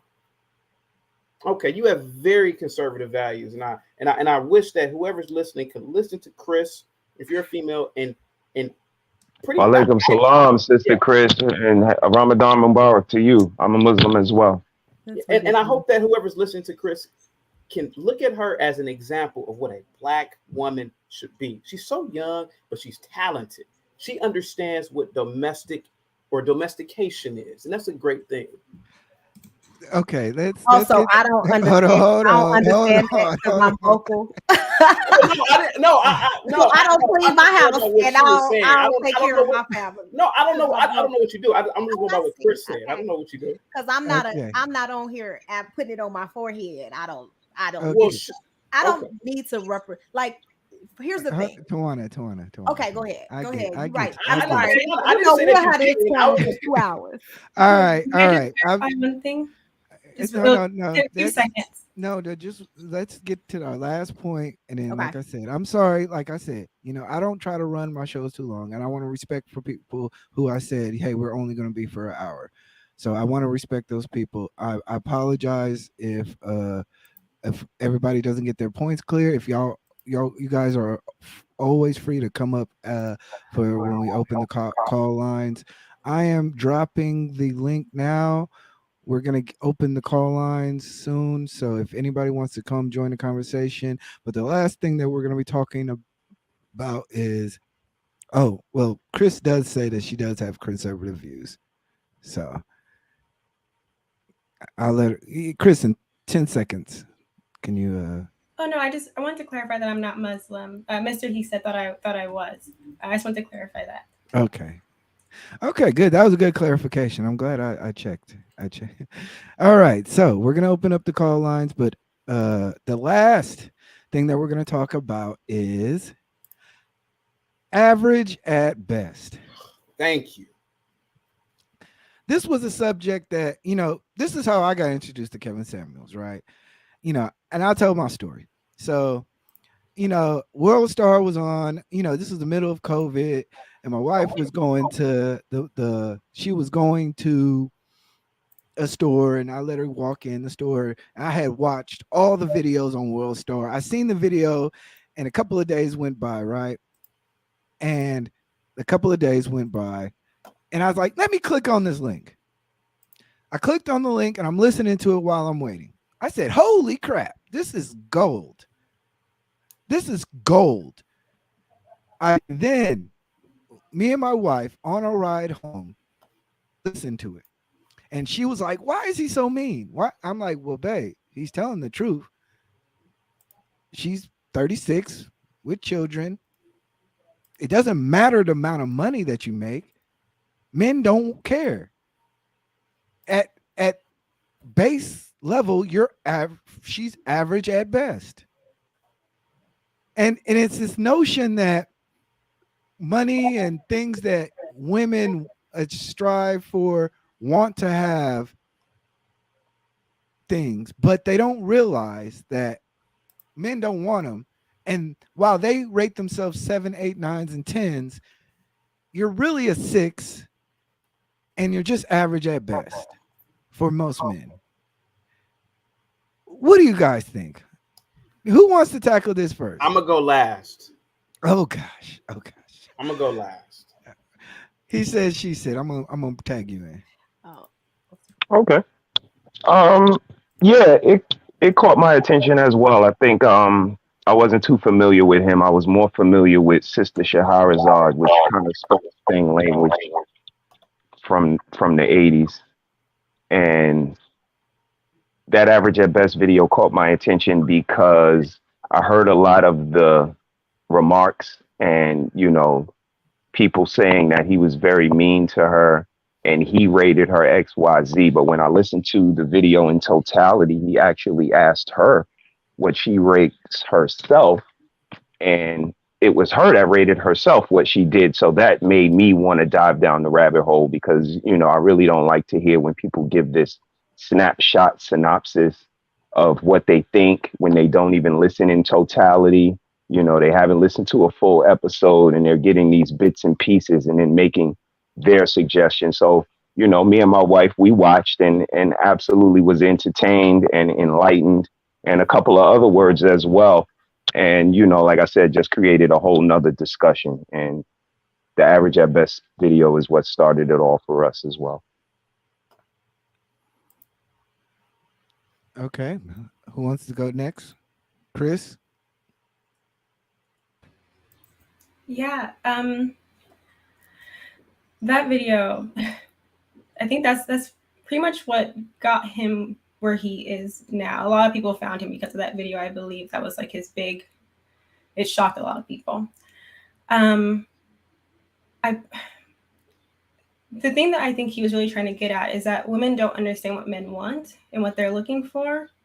And one thing that you learn when you work with feminine women and you go on this journey of becoming a more feminine woman and getting married someday, they teach you that you have to be the reciprocal of what you want in that man, that you can't just have all these demands and all these standards for what he needs to be. You need to make sure that you're the reciprocal of that. You need to make sure that you complement that. And through your actions, you will be able to attract that, basically. And I think with this average at best thing, what he was trying to get across is that you cannot be a 5 and expect to get a 10. Like if you want that, then you have to be a 10 yourself, right? And getting a 5 isn't settling. That's where you are. But the issue is that I think that so many people think that they can just snap their fingers and have whatever they want. But you need to make sure that you are in a position that you are the reflection of that thing that you are looking for. And you are not entitled to anything just because you think that you deserve it. Facts. Blooming ebony. So, Tawana? what's the question, eBlack? What's this? We're just talking about average at best. Whatever you feel about, you can talk directly about the video. You can talk about the notion of being average at best. God, just the notion that we let people define us based on their popularity in social media. We take their opinion as fact. We like speak to it like it's a real thing. It's nothing wrong with being realistic, and self-assessments is necessary. There's nothing wrong with it. I think that's absolutely a good thing, like to be aware of who you can attract, who's attracted to you, like what. Yes, okay, some of the women who come on there, they have extremely high expectations, and I'm like, yes, I do tend to think like, I don't want them to think less of themselves, but I do think that some of the expectations are superficial and or just kind of unrealistic. And I mean, I don't think that's just for women. I think that's what's highlighted and exploited. I just think that it's on both ends, because I see the men in the chat who I know they're not high value. just because based on what high value statistics are, you know that most of those men aren't. I know that those men are not, like, they have no right to judge women because these are the women that they should be with. Like, whatever. But I just feel that, yeah, like I don't understand a woman who goes on a show to ask someone like him to rate them. I don't understand her mindset, because why do you care what he thinks? And I think it speaks to more of a problematic thing that some women have, where they feel like they have to be liked by men, or they have to be somehow, I don't know, like accepted by men. So they behave a certain way in order to get men to like them. Like, it's weird to me. It's like, I think it's almost phony. If I don't know, like, a woman like that is really just trying to find out what men like so that she can pretend to be something that she's not. And then eventually she turns into who she truly is. That's what, when I look at women, I can see straight through it. Like, oh, she just want to know, okay, this is Right. how men think. Then I'm And just don't gonna you think that's even worse, Sister Tawana? Don't you I think that's think that's even worse? terrible. But I think that you guys set a culture of that when you ask women to be something that they're not. When you ask women to portray this ideals that you have about women, instead of just actually looking at women and studying women and figuring out what she really thinks, right? And thinking about the woman in general. I think that is kind of what happens. You create a culture of women who now they use your talking points to make you think, yeah, I'm going to be this type of woman. I'm going to be this loving, sweet. I'm going to cook for you and iron your drawers. And then you marry her, and guess what she going to do? I mark my word. I'm telling you. And any man who tell me that they not, wait until you marry these women and you come on my show and you tell me that this damn woman is ironing your drawers and doing that same stuff, I guarantee it changes. And so that's what happens. I think you guys just kind of create this. So yeah, I don't know. Go ahead, Okay. chaotic. You can. No, chaotic. 1 second. Okay, I have some people. I'm telling you guys right now. I have people in the back. Y'all better click that link because we're not gonna do a 4-hour stream. I'm telling you, right now. So y'all, chaotic's gonna round us out, and then we're Yeah, gonna have some closing remarks. Okay. Shame on you, Tawana. Oh God. And I'm gonna tell you why. Okay. Women have always set the standard for their expectation for men. You hear women say a man better have that bag, a man better know how to do plumbing, a man better know how to do this, a man better have a big penis, a man better be 6 foot, a man better do this, that, and the other.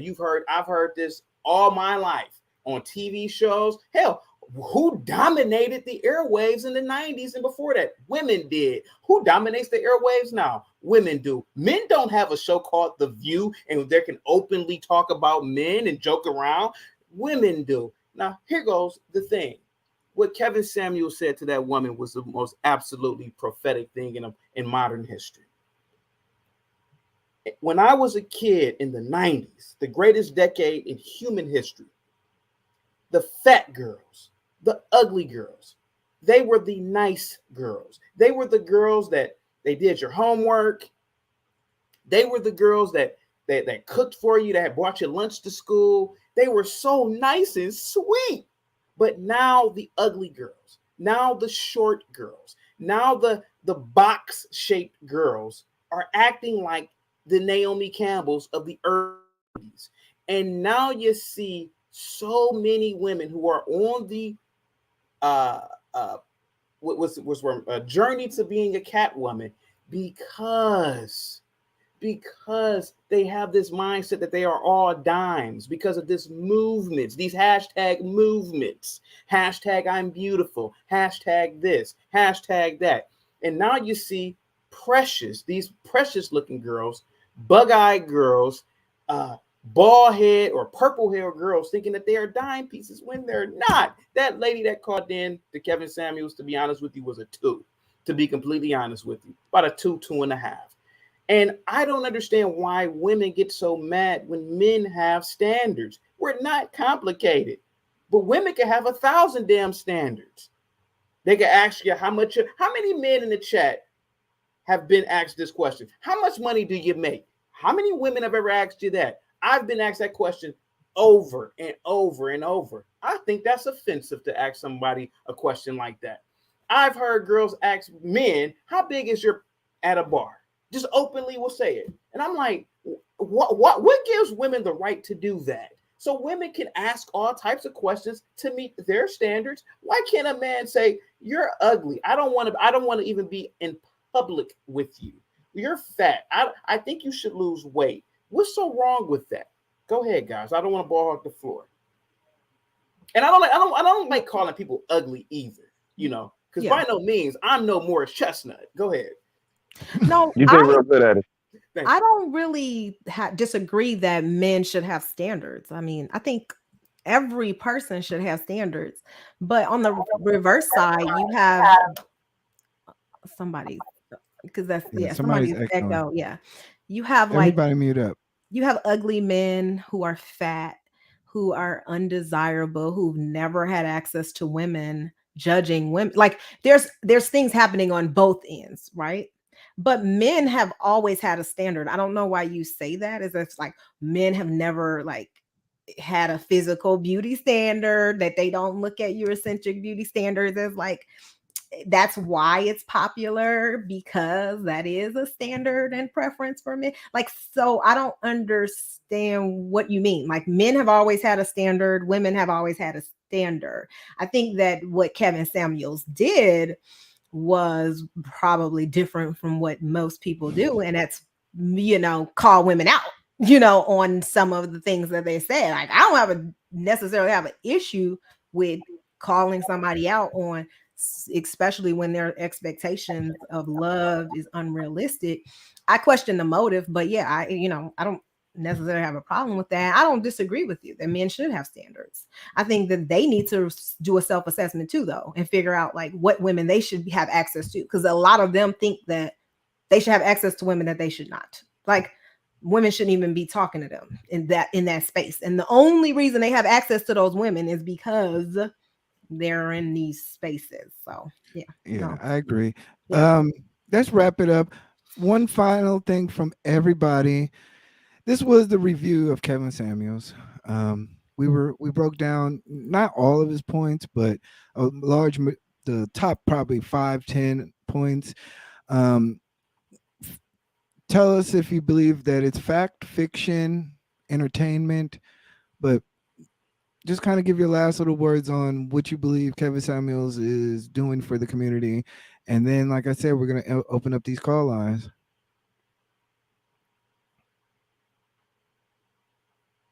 I'll start with Brother He Shit. See, I'm not good at this stuff. I like talking too much. You're doing great, man. You're doing great. I'm a fan. I'm a fan of KS from day one.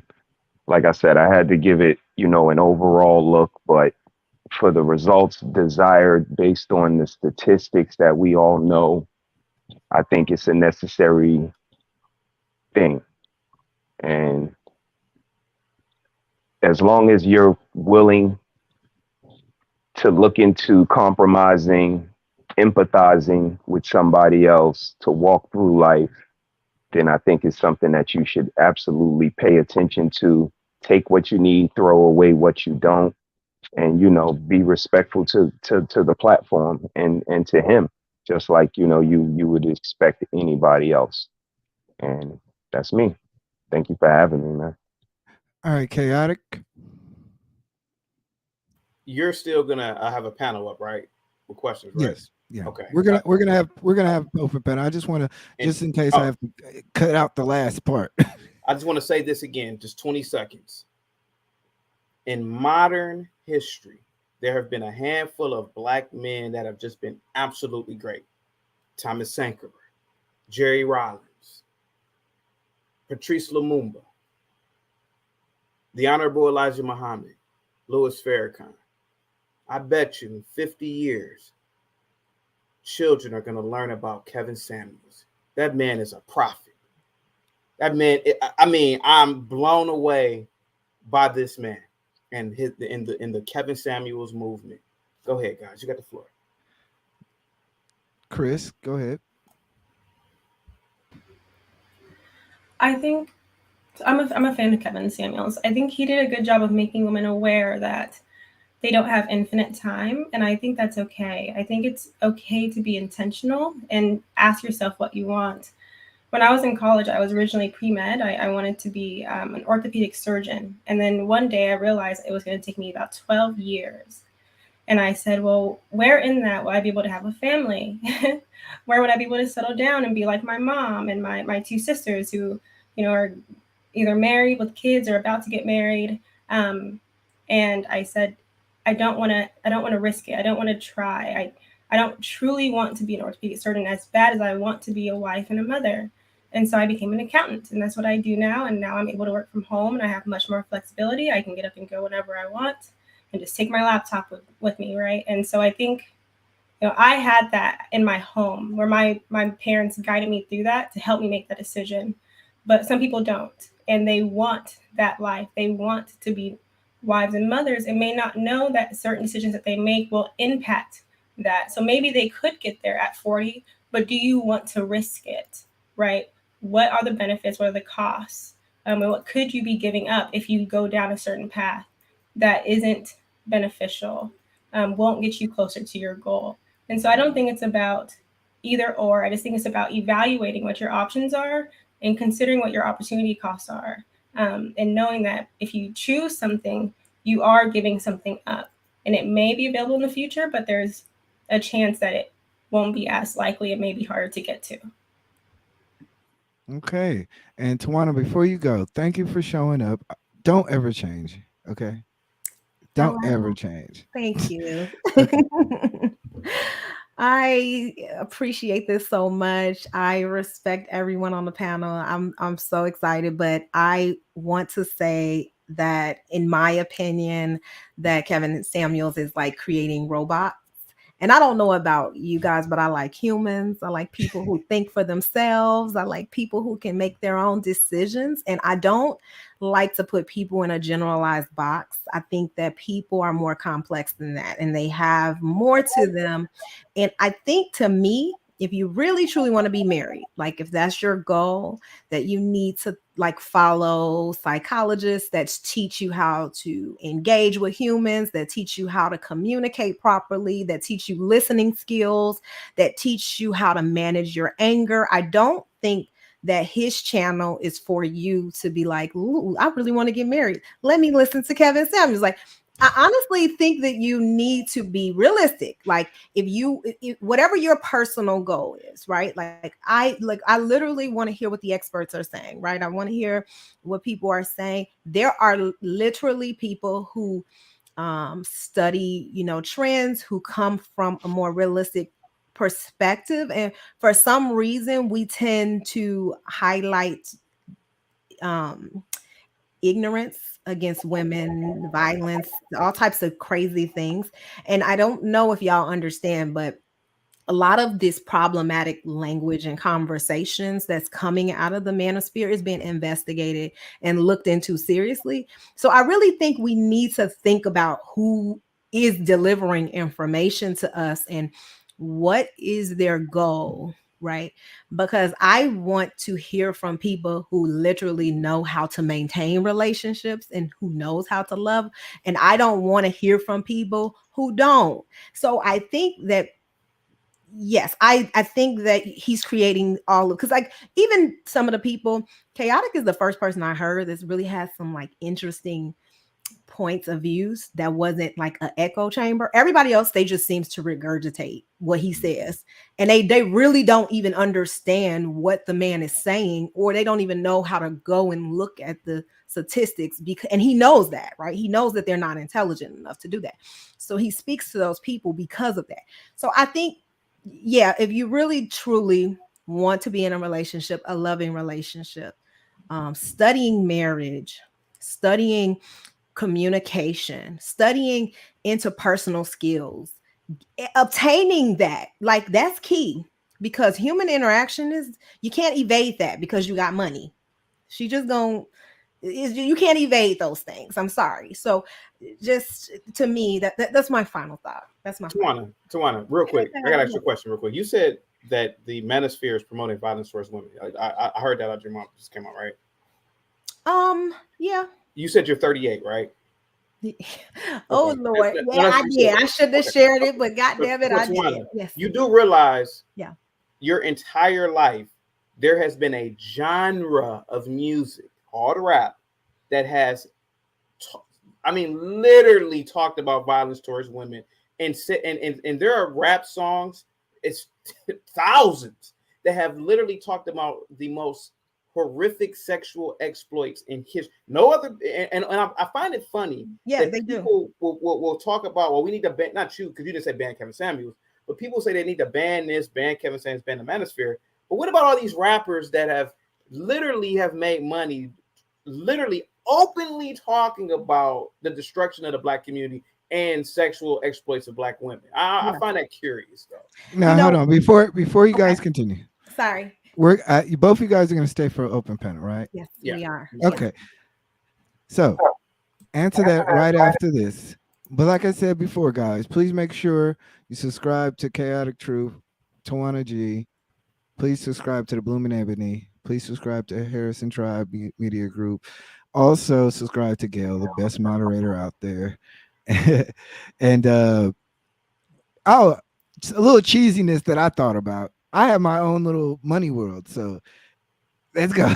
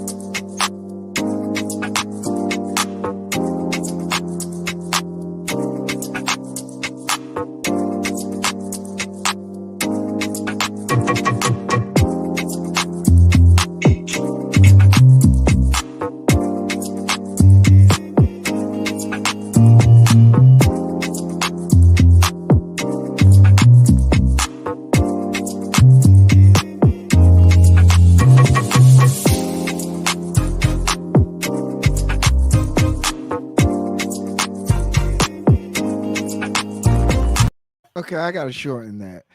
I gotta shorten that. The link is definitely pinned to the top. Shout out to Chef. What's going on, my guy?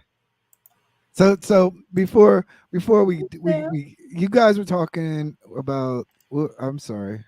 What's up, Chef? Hey, Chef. What's going on? What's going on, y'all? How y'all feeling tonight? Real Peace. good. Yeah. I want. I'm working on it, man. I'm a whole mess over here. Y'all just don't understand. You want? Can I respond to Chaotic? Yes, Truth? please respond. Because he So said, y'all free. Y'all go at it. Y'all punch each other out. Like I said, I'm Thank not you. gonna be here all night. No, there's no punching because I'm very respectful. Anyway, Chaotic, I get your point, and I completely 100% agree with you that those rap lyrics were dangerous to women back then.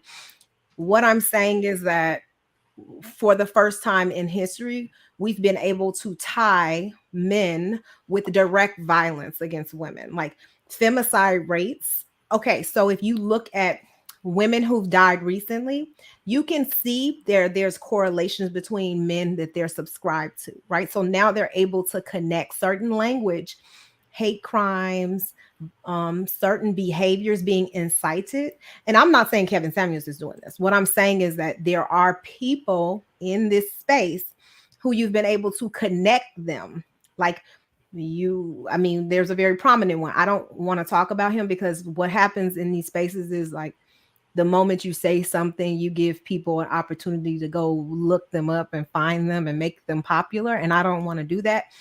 But what I will say is that there is specific language. They call them incels. You don't have to yourself label yourself as an incel, but you have specific language that talks about doing harm to women, that promotes certain behaviors that are being connected to femicide rates, that are being connected to recent homicides, that are being connected to mass attacks on women.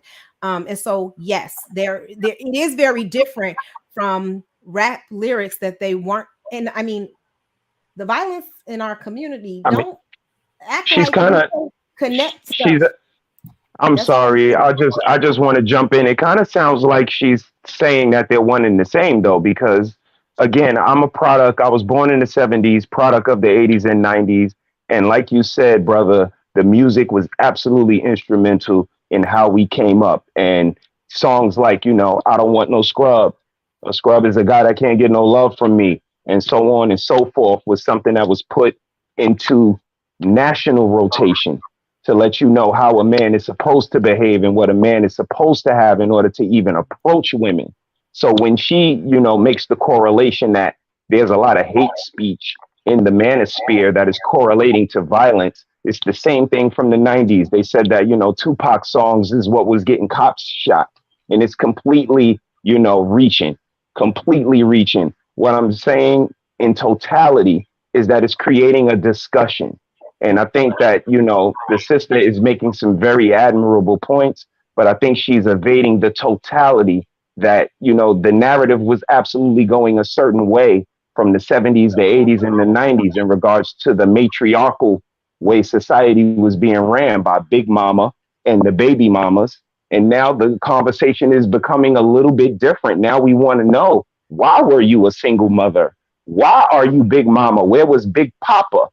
And because we're asking these questions, the manosphere is now being criticized to say, why are you questioning us? And that's what we're pointing out, that no one is above scrutiny. No one is above answering questions. And when we bring these questions to the forefront and you ladies tell us not only you're not answering questions and you're not dating us, that we shouldn't even be dating outside of our race, it kind of feels like we're being controlled by you.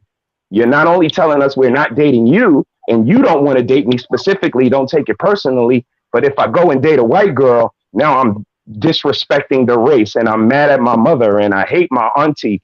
And this is the conversation that, we're evading in totality by focusing on the minor points and saying, what does this mean to you? And, what does that mean to you? And all of these things that keep us from having a bigger discussion on how do we get to loving back up on each other?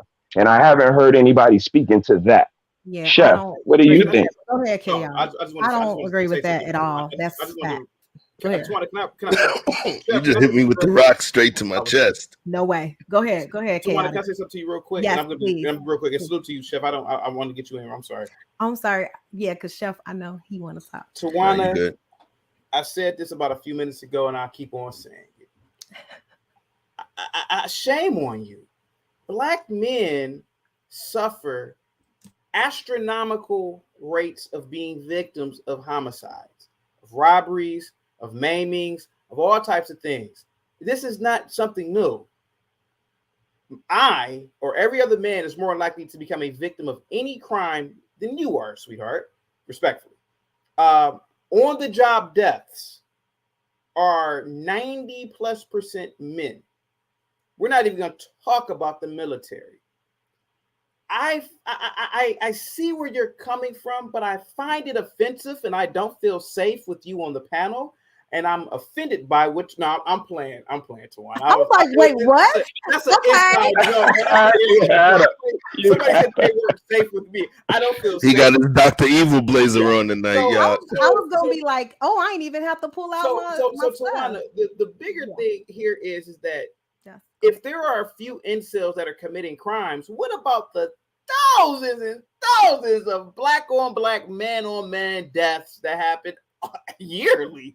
And it's fascinating that women bring these points up. You're not likely to be a victim of a crime, Tawana. Any crime for that matter. Yeah, somebody. I love that you brought up that point, Chaotic, because yes, black men kill at least 25 to 26 men per day, right? One every hour. Let me ask you a question. How many men have you known who've also died on the job? Women. I'm sorry, women who've gotten killed on their jobs. I don't know men who got killed on their job. So I know a few in my personal So, I mean, just FYI, I don't know. So personally, but I know the statistics show, like you said, those who enlist in want to army. fight etc. for males. But Fight here's for the thing. us. But here's the thing, chaotic truth. Who is you made a very valid point, and who is actually harming Black men, other Black men, right? Think about Black women in these, just Black women in general. We are actually harmed 3 times higher than other racial groups of women. That's what you need to understand. Just like you guys are harmed by your own other Black men, we are as well. And if you look at the femicide rates and compare to other races of women, and I'm talking about in US, because people gonna bring up, Yeah, I know. they gonna bring up the third world countries, I the got you. femicide rates that happen there. I understand. But when you look here at how often we are deleted as compared to Black men, it is, the trends are, I mean, compared to other races of women, the trends are terrible. That's what I'm saying. And he in brother, he said, made a couple points, but I wasn't really talking about interracial dating. I don't know why that came up, but there's no reach when there's a difference between saying I don't want to date a hoe versus saying I want to slap and beat that hoe down, right? Like there's a difference between saying I don't want to date a scrub versus we should delete all scrubs and we should make sure that they don't live. That's a difference. It's a difference in the language. And so for someone to conflate that and act like, oh, no. Threats, that's okay because we're saying it online. It doesn't mean anything. Yes, it does. If it translates to real life murder, if it translates to real life things that are happening to women, harassment, threats, these things are happening. Okay. There's an entire investigation. I don't have to read it to you. There's almost 80 pages of it. You need to read it. There's things that are happening that are being investigated that are going to happen. So let's not minimize that because for you all are more in danger from your own self. You're chaotic. That's your own people. You cannot make me less, I guess, interested in what's happening to Black women because you Black men are dying at the hands of other Black men faster. Like that, I don't understand your argument there. I am still going to be concerned with the danger that Black women are in within this space, regardless of whatever else I don't understand. Like we're still having some issues that we need to make sure we tackle. I don't chaotic. I mean, I'm just saying I love you, but I'm listening. Yeah. Okay. But Chef, I know you have something to chime in on. You're on mute, Chef. So what's going on, y'all? Peace to everybody in the spot. Peace to the chat as well. Yeah, I was looking for a little bit. I didn't want to bring my long-winded ass up. But yo, too late, right? We love you, Chef. We love you. I'll let you back. So I'll tell you this. Kevin Samuels was important. Is he 100% right? Is he the prophet that's going to move everything? Nah. We had different prophets that handled different things. Biblically, there were certain people that did this. There were certain people that did that. And they were equally important within the environment and the homeostasis of us growing as a people. So I'll say this. Kevin Samuels spoke and created a level of diction, articulation, and a specific kind of vernacular, or he shined a light on it that gave us terms that we would be able to articulate and use and understand. And I think that's the most important, the understanding. The first person who succumbed to fire got burned to death by the shit, but the one that got to live, he felt the warmth of fire and understood that fire brings warmth, right? So the point is, in terms of Kevin Samuels, I'm gonna just speak to myself in terms of my personal relationship. My old lady and I started watching after we saw the little tiny clip of the average at best video that was on World Star, right? That was one of my guilty World Star. I saw it. I went and I said, I got to find the full one. We watched it together. Then on our way, we were driving out to the cabin. And a couple of hours, we were just watching this guy's show. And it was like, damn, this dude is going in. But his level setting and his ability to attack delusion was extremely impressive. I'll say this. And it came to a point where even my old lady was like, man, I'm not going to lie. There was times where I thought you were just being an asshole. But after listening and then going to watch other stuff and doing some reading, I am starting to understand what's going on. Understanding whether people agree with it or not, the concept of feminine energy versus masculine energy. And she herself started to recognize, like, damn, fuck. She even told me, like, damn, you were kind of patient, bro. And it brought a level of closeness to us where it created some new words in our vernacular and a new level of understanding of concepts that would bring us closer together. So do I feel that he's important? Yes. I'm not going to go and say the whole speech that I said, but there was a video I did called Evolutionary versus Revolutionary. Evolutionary is the drops of water on the stone, the gradual stuff. Revolutionary is the screaming in your ear, the fist pumping, the people marching in the street to pull people closer to the side that you need them to get to. So his voice, I believe at this point in time, is revolutionary.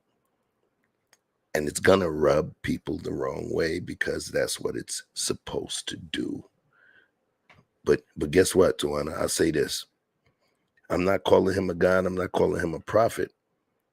He happens to be a man that has degrees of wisdom within a particular area, and it was able to shine. Do I follow everything? No. You'll never see me in a pair of mules, right? But that's not the point, though. The point is he's delivered something that has created the conversation. And I think that's what's important. So I don't call him a prophet. I call him a catalyst. Because guess what? We're talking about it. And he unlocked the door, the Pandora's box of a lot of brothers that felt that they were clouded and unable to speak and silenced by the Me Too movement and everything. So he gave a lot of guys a microphone. Some of those guys may be weirdos, absolutely. Nonetheless, he created a dynamic where they can expose themselves, pause. But you get what I'm saying. So I do believe he was important for this ecosystem. Absolutely. If I may say something. Hey, Haran. Hey, what's popping? What's going on, Chef? Peace to the channel. My guy. Just a few things I just want to say. First of all, discussing, we all understand that the FBI is currently investigating the Manosphere and discussing using hip hop and the content of hip hop as an example of what they should be focused on and so on and so forth. In many ways, that's a misnomer because we have to really understand that what's happening right now with the FBI. It's one of the main reasons why they are currently investigating the Manosphere is because it's about violence on white women. This is about the protection of white women. They are not concerned with, what's going on in our communities because that's not their space. They're not concerned about the protection of Black people, Black women, Black men. It's really that really should be our concern. It's not really a concern that we're really putting at the forefront. Now,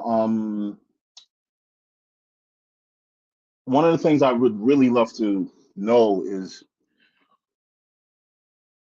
if black men won the gender war, what did we win specifically? Socioeconomically, politically, or are we just beating our chest because we won an argument with a woman? That doesn't really seem like a flex. You know what I mean? And if we did win, what happens next? Is there a plan being put in place? You know what I mean, in terms of what happens next? I can get the brownie points and the competitive of this cool, so on and so forth. But there has to be something tangible that comes out of this. Otherwise, it's just a futile exercise. A futile exercise that I myself have been watching and researching dating back to well past the 60s. Now, in terms of Kevin Samuels, I don't necessarily watch a lot of his stuff. I am not going to sit here and say that this guy isn't entertaining. He's got a little hustle going on. It's he stumbled onto something. Before that, he was selling cologne. Then he tried something else.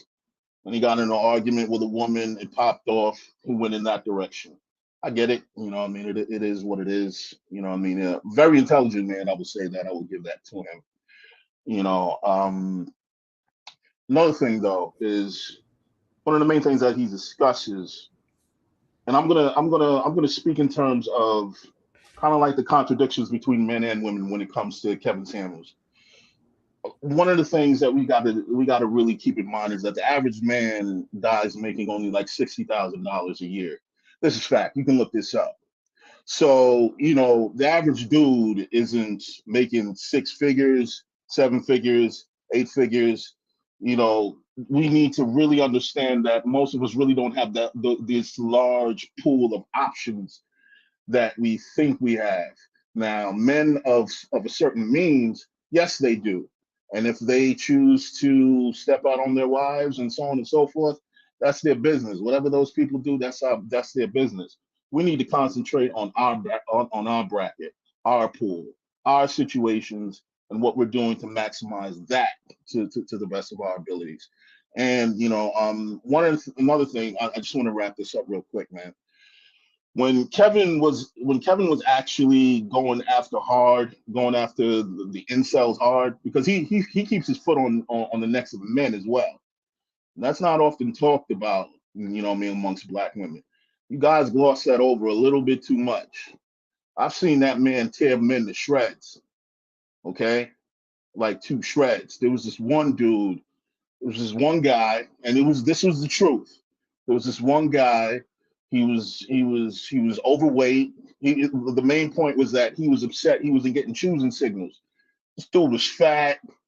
He was short, and he was broke, and he just let's just say he didn't have everything going going for him at the period in time. And Kevin ripped into this guy and basically said, like, what woman would want to allow you to pass your genes along? You're pathetic.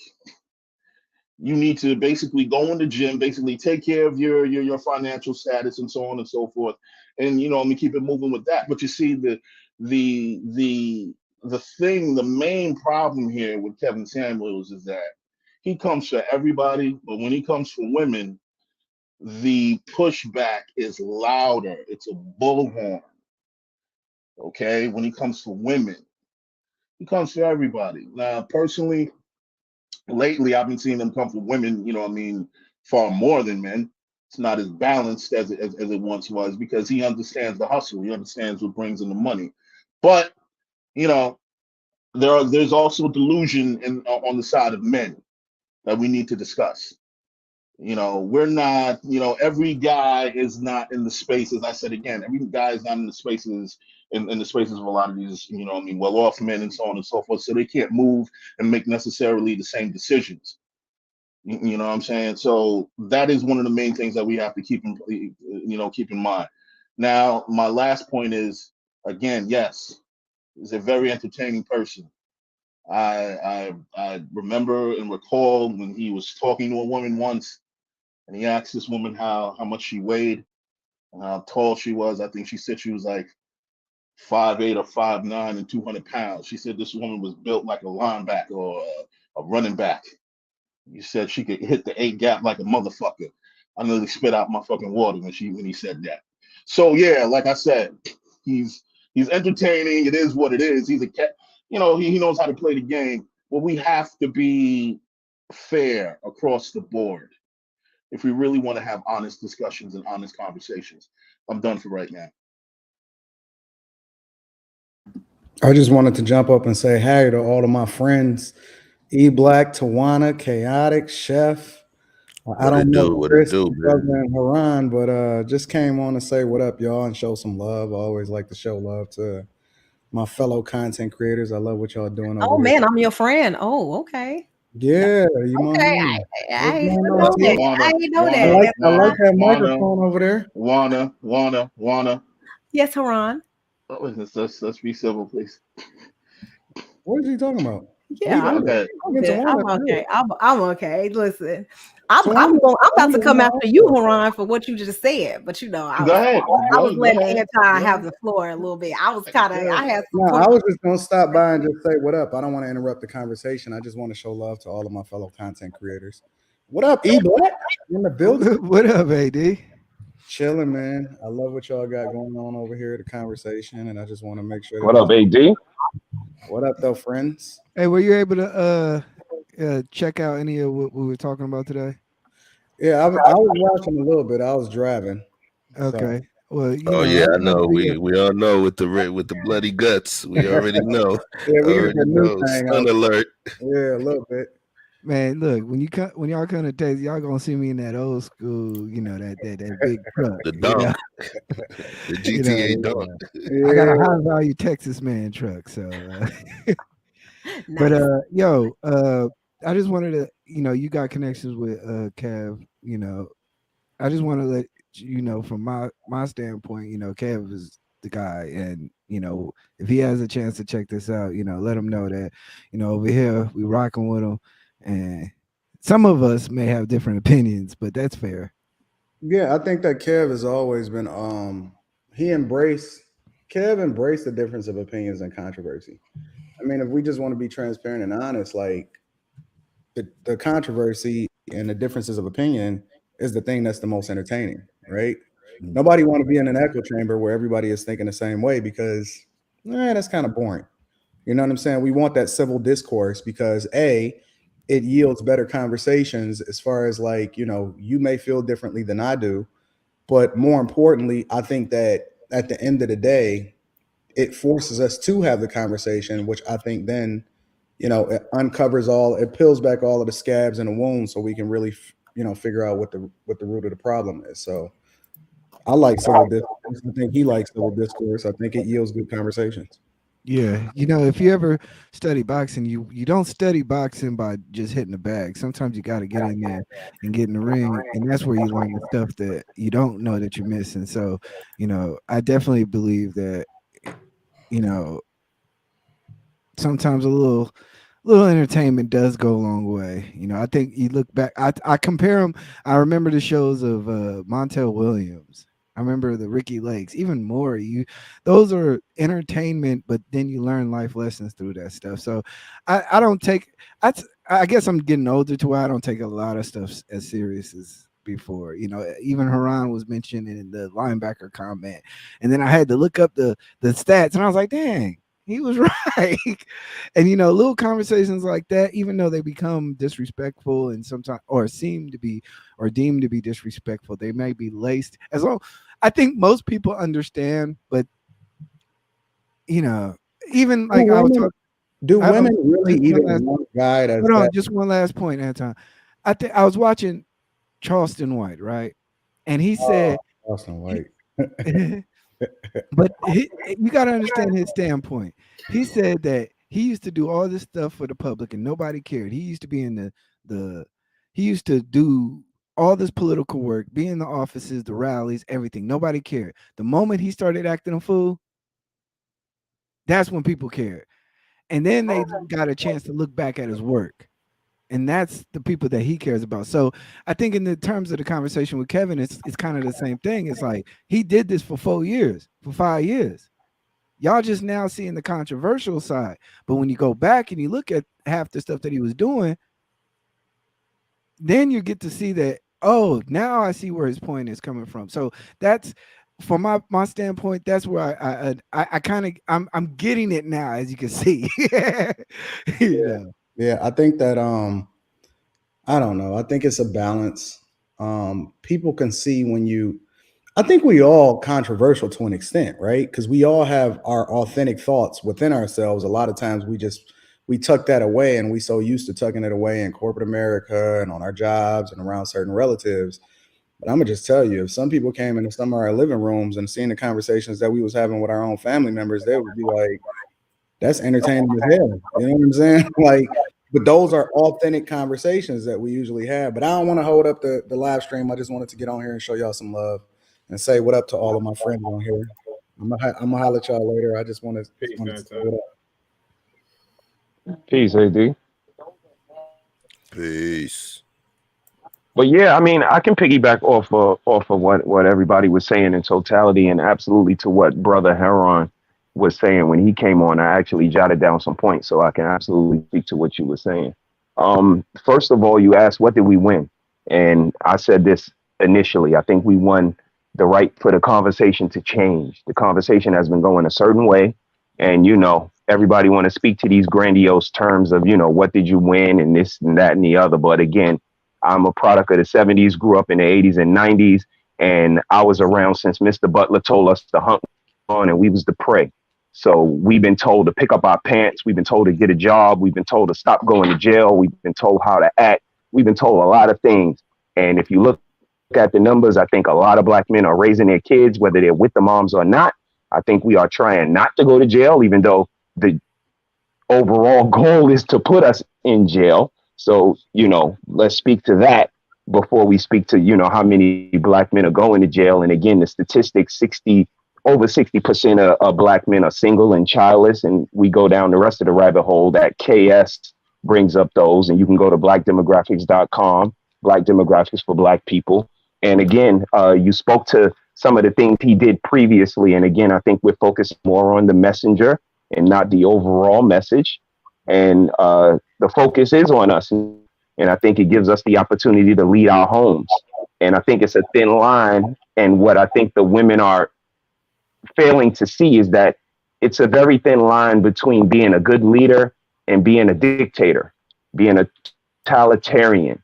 And if you give us the opportunity, we can see whether or not you're being led by a dictator or something different. And, give them the rope to hang themselves, so to speak. And you guys are absolutely right. KS spent over 2 years speaking to men in a very harsh manner. The one you alluded to was when he told him he had a little D. And again, you have nothing to bring to the table and they don't even get a big D. But I don't even hear a lot of women speaking to, the realistic points. He was speaking to men before he even jumped to the platform to women. And, lastly, you said something about not all men are qualified for this. But again, why are we even speaking about the men that are not qualified? Because when people ask me what I want to eat, I don't say, I don't want checkers because I don't like checkers. Let's speak to the things that we do want. Let's speak to positivity versus negativity.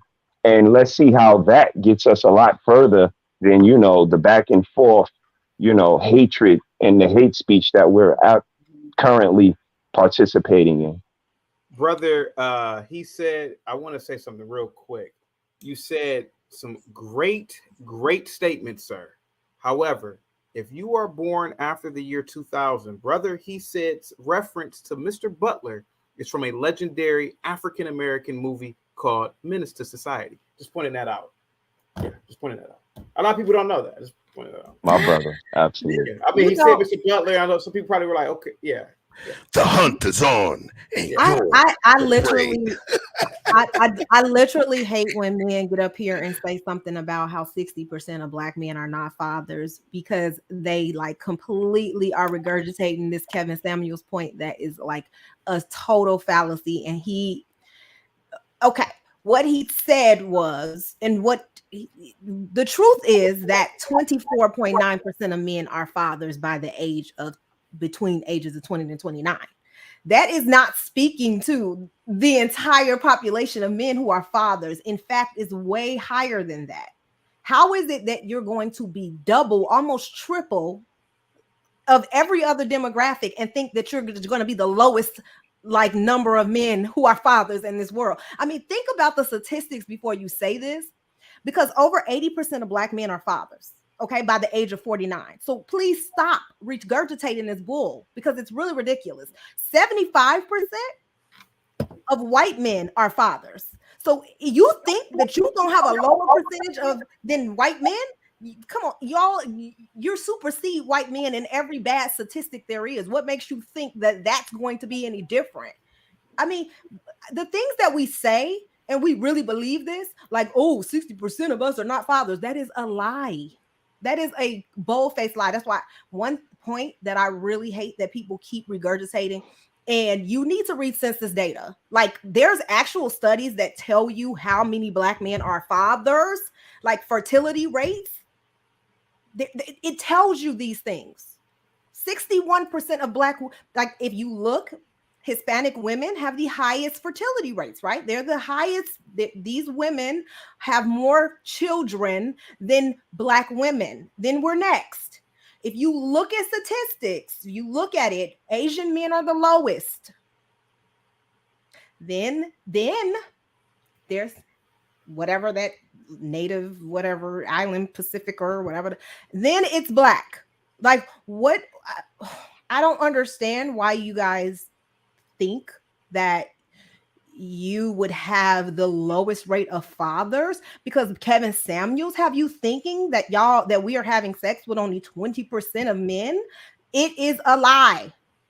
And then most of y'all don't even want to put your name on a birth certificate. And you know that's how they keep record of who the father is. You have to claim your child. You have to claim him. So if you don't claim the child, then you don't have a record of the child. Uh-oh. And therefore, there is no record. So 24.9%. There has to be maternal concurrence. I just got to say, for the birth certificate. 24.9% may be definitely hugely inaccurate, but it is higher than every other male group. You do know that. 24.9% is higher than any other male group between the ages of 20 to 29. Look at the statistics. Stop regurgitating what this man is telling you. It is not true. I kind of get irritated with that one, because what makes you think 61% of Black women have kids and only 24% of y'all is having babies? That's a lie. Like, who wow. Blackdemographics.com. Black demographics for Black people by Black. Tell you that. Read Black demographics. It literally does not tell you that. That's bull. It does not tell you that. So I want to ask you a question, Tawana. So crazy. Do you believe that Kevin Samuels has some sort of something positive to bring to the community at all? Forget his methods. Let's just talk about his impact. Because even a piece of shit will fertilize the soil, right? Uh-huh. So let's just talk to the impact. Let's talk to the brothers that is out there that's not street smart, that don't understand how this whole machine works, that don't understand the game, that don't understand what women want. Right. Remember, he's not just telling women what men want. He's also, when he speaks to men, he's making sure those men have a high degree of competency in understanding what they want. So my question to you is, do we throw him out with the bathwater, or did he provide and help fertilize some of the soil in our ecosystem? Can you find anything positive from what he says? That's a tough question. Let me think. So here's what I will say is that, do I want to create a demographic of men who think of women as objects, think of women in terms of beauty standards, how they look, not thinking about the character, the moral compass? No. Do I agree with his methods? No. do I see power in an educated man representing or shaming certain behaviors in our community? I will speak to that point then. I will say that he doesn't welcome you know, degenerate behavior just in general. He talks about, not having kids, getting your stuff together, being able to provide for yourself. So I do agree with that. I know people use that as a, well, he does have some good points, and so therefore I can, I should listen to him because he's saying overall, he's saying all these great, amazing things. But the message to me is still, it still gets convoluted in pushing this narrative that women should be seen this one way and that men should be seen this other one way. Like, it is not diverse enough, in my opinion, of a representation of like human people. So no, I don't, I see some sliver. I guess I gave a little sliver of what I see as positive. Yeah, but I don't know. Well, I No. say this. One thing I say this, and then I'm gonna pass the mic back to y'all. I think in terms of the whole marriage aspect, remember, he's not speaking. People always talk about the high value man thing, but the people he advocates for the most is the average man, the blue collar man, because there's more of them, right? And why? Absolutely. He's speaking to the survival of our people. When you start speaking survival logistics, it becomes unpleasant. If you ever saw that movie, the one where the plane crashed, with the team in the Andes Mountains, and they ended up having to eat each other, literally, right? It's When called you get to Alive. Alive, thank you, with the Brazilian, what was it, Yeah, I soccer saw it. team or whatever, right? Yeah, I Thank saw it. Yep, I Right. know. Mhm. Whenever you get to a point of crisis where survival is the instinct that kicks in, everything gets murky. Everything becomes uncomfortable. Everything becomes contentious. You get what I'm saying? I'm in my 40s, right? Part of my survival as a black man is I know that at this point I have to go see Dr. Two Fingers. So understanding that some old freaking person gonna have to stick 2 fingers up in my rectum in order for me to make sure that I'm safe and I avoid colon cancer and all of that stuff. It's a part of survival. And it's uncomfortable. I haven't even had it yet. I put it off, right? So I'm just sharing, that I can fear. understand why you put it off. Right. Okay.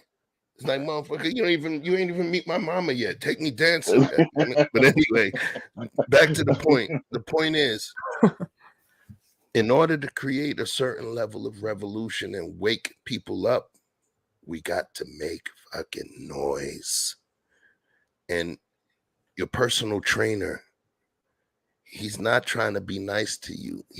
Doesn't give a damn about your comfort. His job is to make you uncomfortable, because even to build muscle, you have to tear muscle. So it's about screaming something to our subconscious and our frontal lobe as well. And even if you don't move on it, it plants a seed so that when you're confronted with a situation that is very similar, that seed will ruminate instantly. And it's going to be like, damn. Just like when you had those mama told you moments. Okay, people may consider him feminine. He comes off auntie style. Fuck it, it's okay, but it's the message.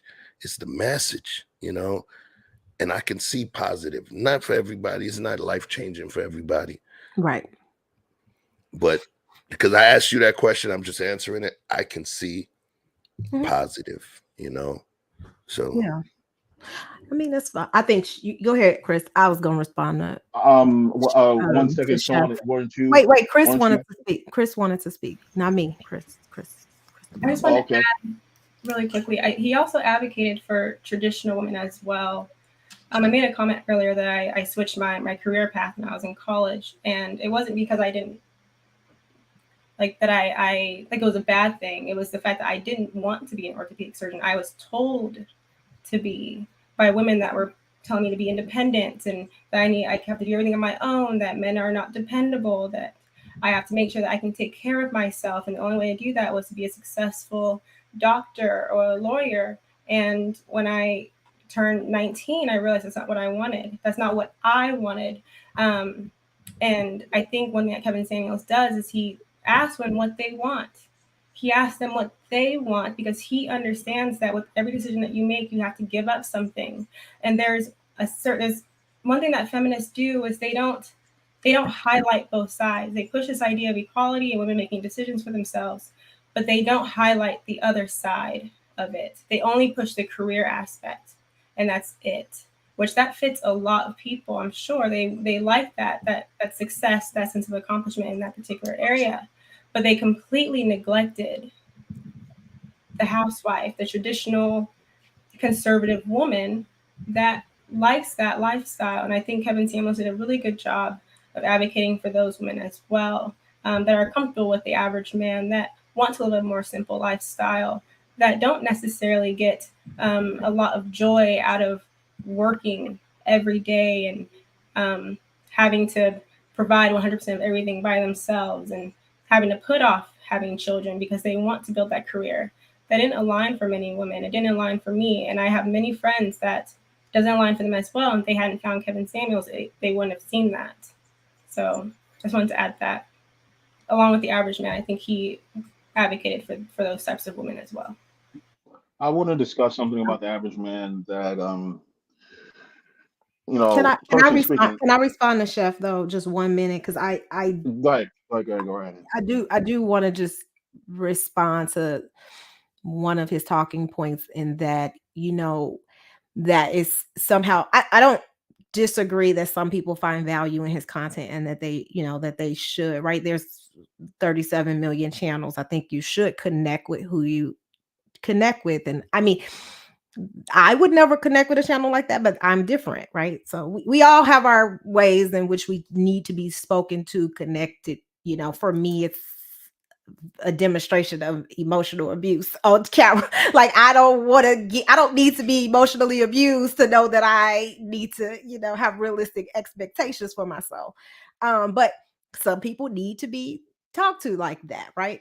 And I only see that um that he's pushing like this narrative of like, okay, well, date outside your race. Like black women are, um masculine. Black women are not good options, right? Like we can do, I don't really see how he's helping build our community. I just don't think that point is true.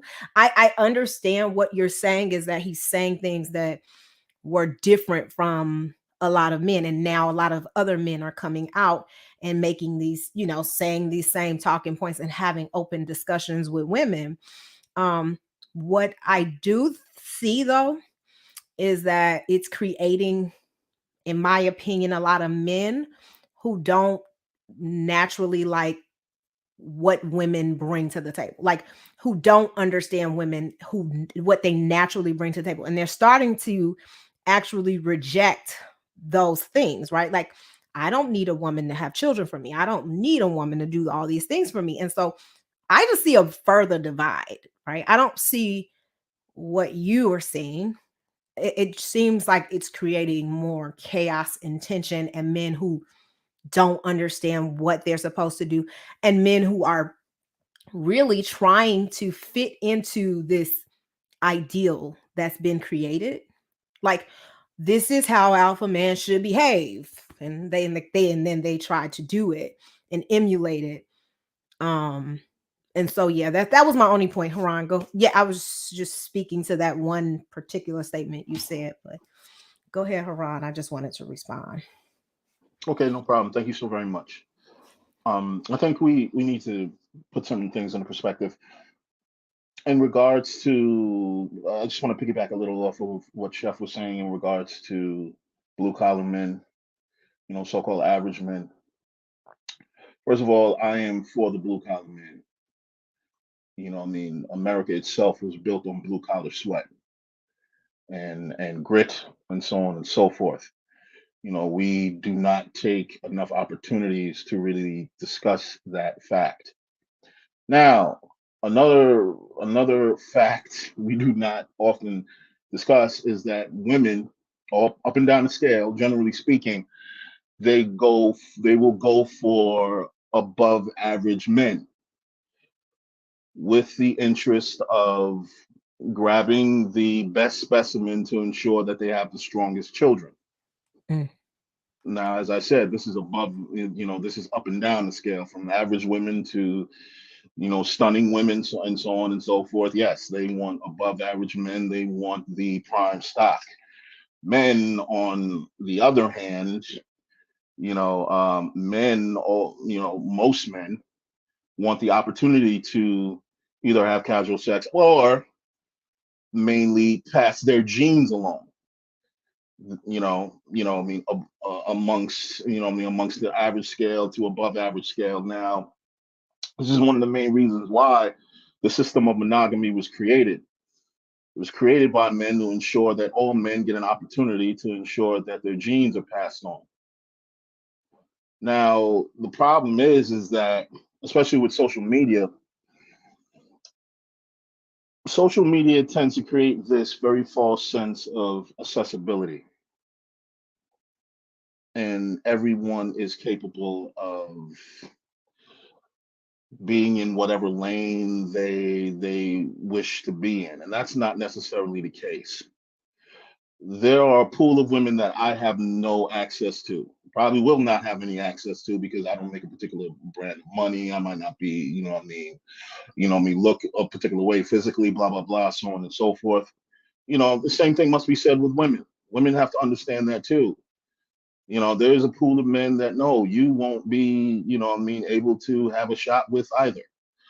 I mean, that's a bad concept to discuss, in the open, because one of the things that bothers me a lot of times when I hear these discussions in certain spaces in the gender wars is that men have to understand that they should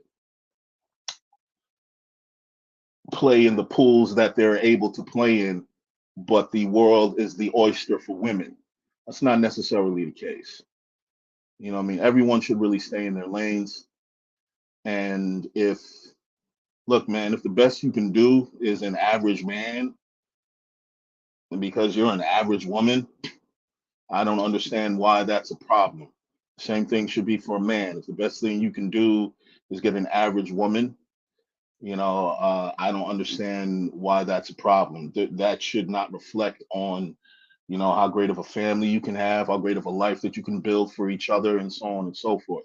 It just really, we again, there's this argument about delusion. I just see delusion on both sides of the aisle. I'm done with my point for right now. That was a good point. Mhm.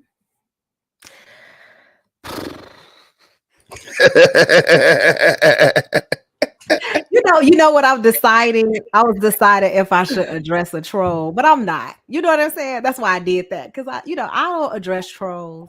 Because I have my talking points. You remember they told I your ass. respect other Remember they people's told talking your ass stay out the chat, Tawana. Stay out the chat, Tawana.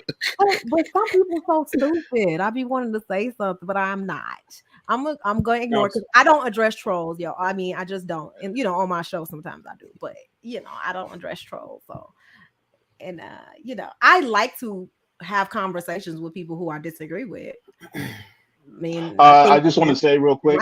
Yeah. I'm about to leave. It was great chatting it up with you, with you all. Thank you so much for your time. Peace. All right. All right. You guys, you be easy, man. Hold it down, family. Yeah. So, peace, bro. Just to piggyback off the guys, yeah, I'm a blue collar man, and Hey, hold on, I'm sorry. hold on, hey, Go hold ahead. on, hold on, Yeah. hold on. Mhm. Look, everybody, I linked up in the chat right now a guy who's from my hometown, Oakland, California. He is live right now. We I know how y'all like to do. Y'all like to jump around. This YouTube. Show my brother some love. Leave him a like. I'm gonna always promote those who, like I said, I love free thinkers. I love a Tawana. I love a Chris. And I'm sorry, Chris, I didn't give you your props, but you don't ever change either. You know, like have your opinion, stand firm on that. And the same thing with chaotic. The same, like I don't fuck with these weak ass motherfuckers. And I'm sorry if I'm coming in hot, but I don't fuck. Like I'm just different. Come on And with it. and eBlack. and I just want everybody to understand that anybody who I mess with, like, or who I I'm very selective who I put on my panels, and the reason why is because like I really love free thinkers. Like I disagree with 90% of what chaotic say. I can't stand him sometimes, but I'd rather have a good dude like him talking. And like I said, when he gets off in the 30,000s, 40,000s, and y'all can't touch him no more, y'all gonna want to say, "Hey, I want to argue with him." Now it's too late. It's too Watch him late. now. That's chaotic Stern. Let me say when I heard chaotic was gonna be on, I was like, I've never been on a panel with him, and y'all know, I can, She what put I'm a vest saying? on. Listen, so I mean, I'm sure chaotic heard about me too. Like, that girl, you might have to slap her, but it's been a very different experience. I will say that. I But will say Tawan, here that. goes the thing. You're married, right? Yes, yes, I am. You're refined. You speak proper. You may have used a few vulgarities tonight, but I can tell you're very refined. Thank See, you. and that's the difference between you and certain people that I'm not going to name Right. for name's sake. But yes, that's the difference. Yeah. And you're civil. You allowed me to speak, and I did do these. I know that's annoying, but I didn't cut you off. Hopefully, I didn't. So yeah, it was a respectable panel. Yeah. Yeah. That's what Yeah, I happened agree. that's what happened when I went on Kevin Samuels though. People were like, "Why you didn't curse him out? Why you didn't do this?" And I was like, "But he was respectful to me. Yeah. Why would I be disrespect? I don't disrespect people who are respectful to me. Like, I'm not an animal. If somebody actually disrespects me and say something that is clearly disrespectful toward me, not trolls, but Yeah. on this panel, right? I'm gonna respond appropriately, but if you just got a talking point, that's you talking about black women. Listen, if it don't apply, I let it fly. Now, Don't Tawana, apply. I did write in the chat something. I don't know if you saw it, but What, you do seem like the type that will wake your husband up at 2 a.m. to tell him to go take out the trash. I don't know why you giving me those vibes. Is that true? Keep it real. You do stuff like that. You do stuff like that. Keep it real. listen, Keep it real. You've done it listen. before. But hey, if Chaotic, his I think. husband, hold on, Go if ahead. if her husband loved that, then Yeah. that's fine with him. He waking up. What? Go ahead. Hey, Here's the hey, thing. Here's what I'm I don't. okay with that, bruh. Right, If right, your right. woman do that stuff, okay, he happy, right? Yeah. Yeah. I don't. I used to be very open about talking about my relationship, but I'm not anymore chaotic. So I don't want to, Okay. I just don't like to, because people in this space, I got it's they don't protect it the way I protect it, right? And I so got it's not. So I'm not going to do it. But It I was just will more of a say, joke. Yeah. I will say this though, Yo. like that will never happen. My husband would never. He'll be like, "Girl, you get your like, what the hell? Have you lost your damn mind?" Like, Yeah. but I would never want to do anything like that to him. Okay. I don't know why I got that vibe from you. Okay. I don't want to do that to nobody. Don't you see I'm pleasant? Why would I want to You are do that? pleasant. Yeah. I don't. I don't. But she will I argue didn't you get married. down. She Yes, will argue exactly. you down. Now I will do that. Now you're wrong. I'm going. All right, now if you're right, okay, I can back off. But But I want Yeah. to get Chris. I want to make sure y'all get Chris in because, like I said, she's gonna wait. I know Chris. She's gonna wait until her moment, and trust me, Chris has a lot of great talking points. She is a very, very intelligent, very, very good content creator. She's Like, scoping out her mic drop moment. yeah, I yeah, was on a panel with Chris the other day. Was it the other yeah. day or it was last week? I was on a panel with Chris. Last Saturday, I believe. Yes, Yeah, Chris is. Trust me, I know. I know. he's Well, very I don't smart. want to say I know Chris, but I understand Chris, and I know she's gonna wait until her moment to talk and stuff. But trust me, like I said, y'all are beautiful people. We're all different, and I don't think we're too far along off.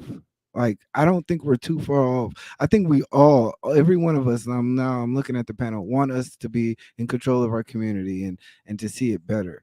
Yes. We may have different methodologies and philosophies, but speaking of that, I gotta end season 2. Shit.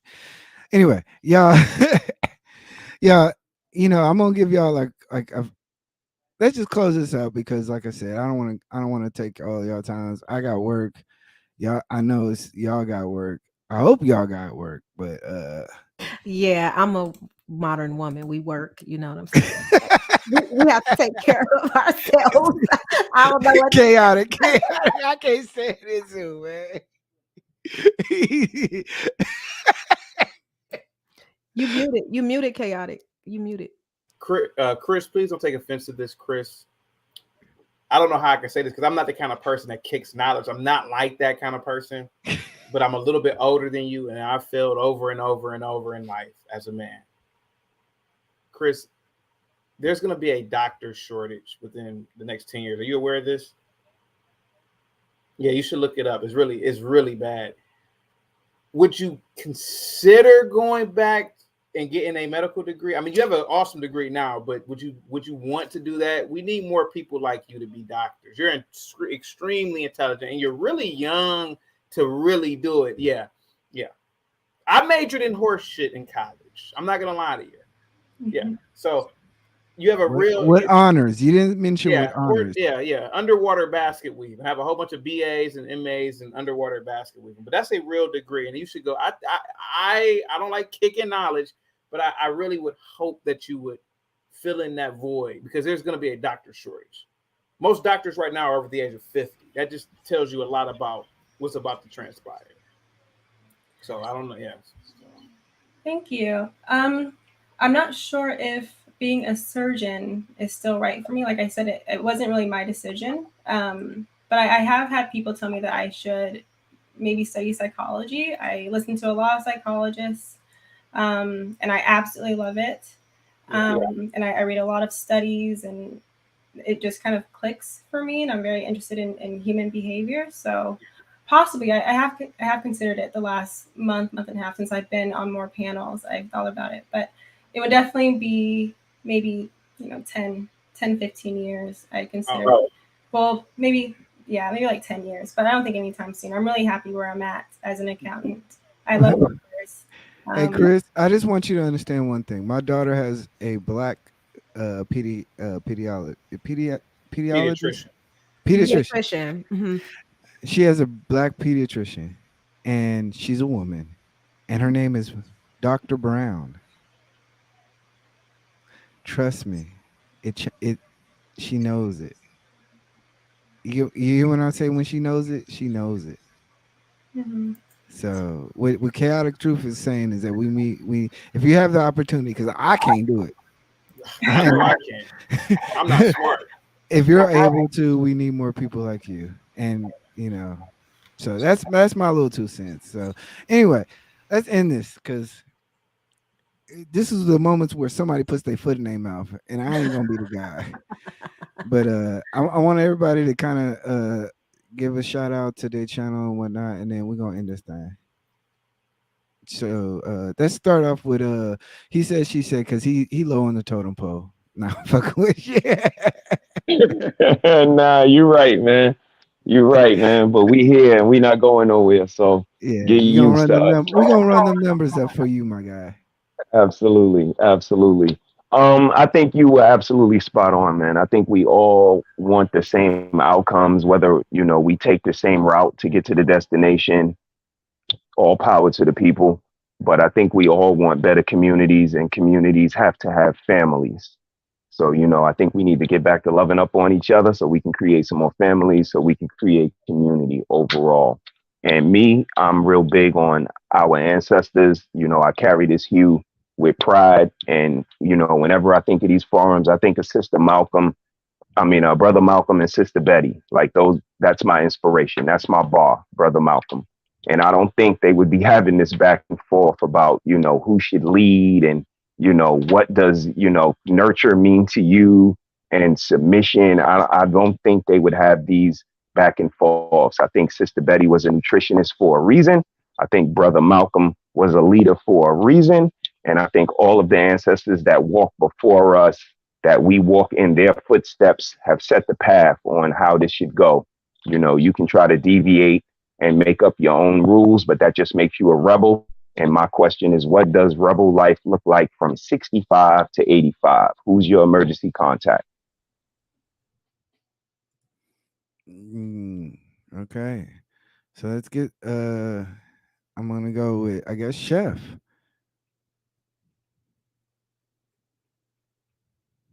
Okie dokie, that was kind of heavy there.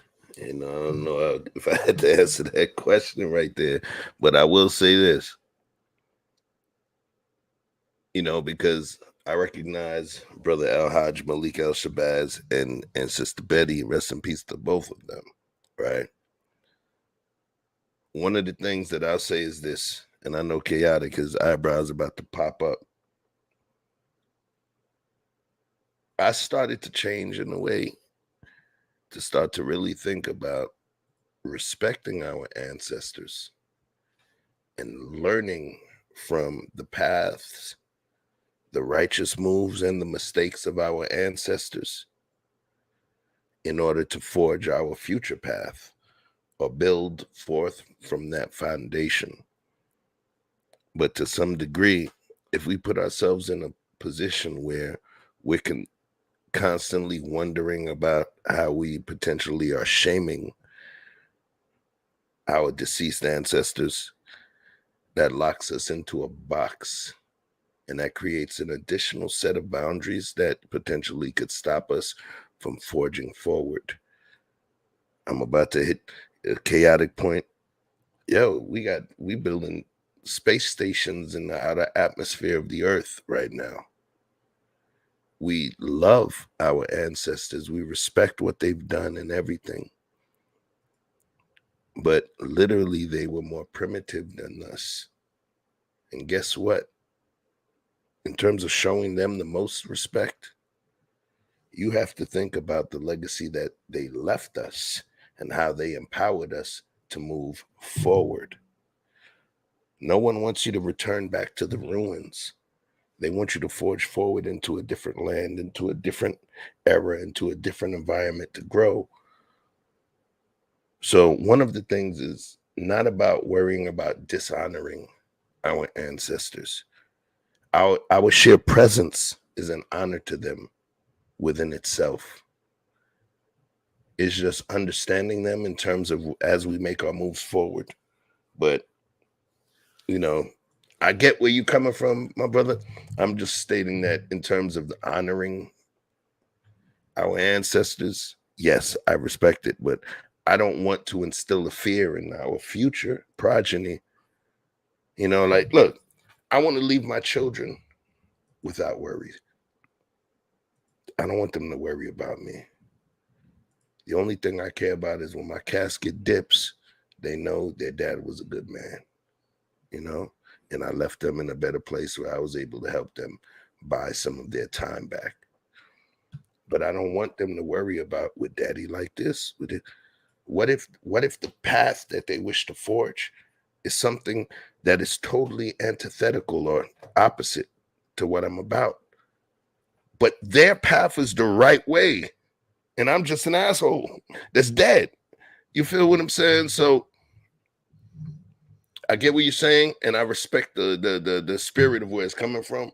I just wanted to kind of, you know, put a little polish on this certain part of it because we still got to move forward, and that's one of the best ways to honor them. That's why when rich people die, their family creates foundations that's going to take care of future people, you know? So, damn, I said I wasn't going to be long-winded, man. I'm sorry, y'all. Shit. I'm going to a workshop for that. All right, so let me get chaotic. I'm gonna let the ladies leave first, last, I should say. Thank you so much, eBlack. You run a smooth operation over here. You allow for free speech. Salute to you, Chef. Salute to you, You gotta show me Harris Tribe Media. Oh.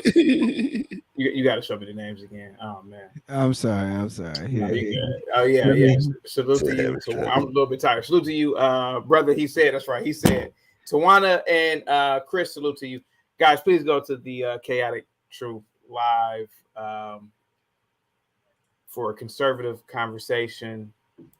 I'm very open minded. I don't do echo chambers, but I can tend to be offensive sometimes. But hey, you know, I'm not trying to have any malice. I just say what's on my mind. Hey guys, have a good one. Peace.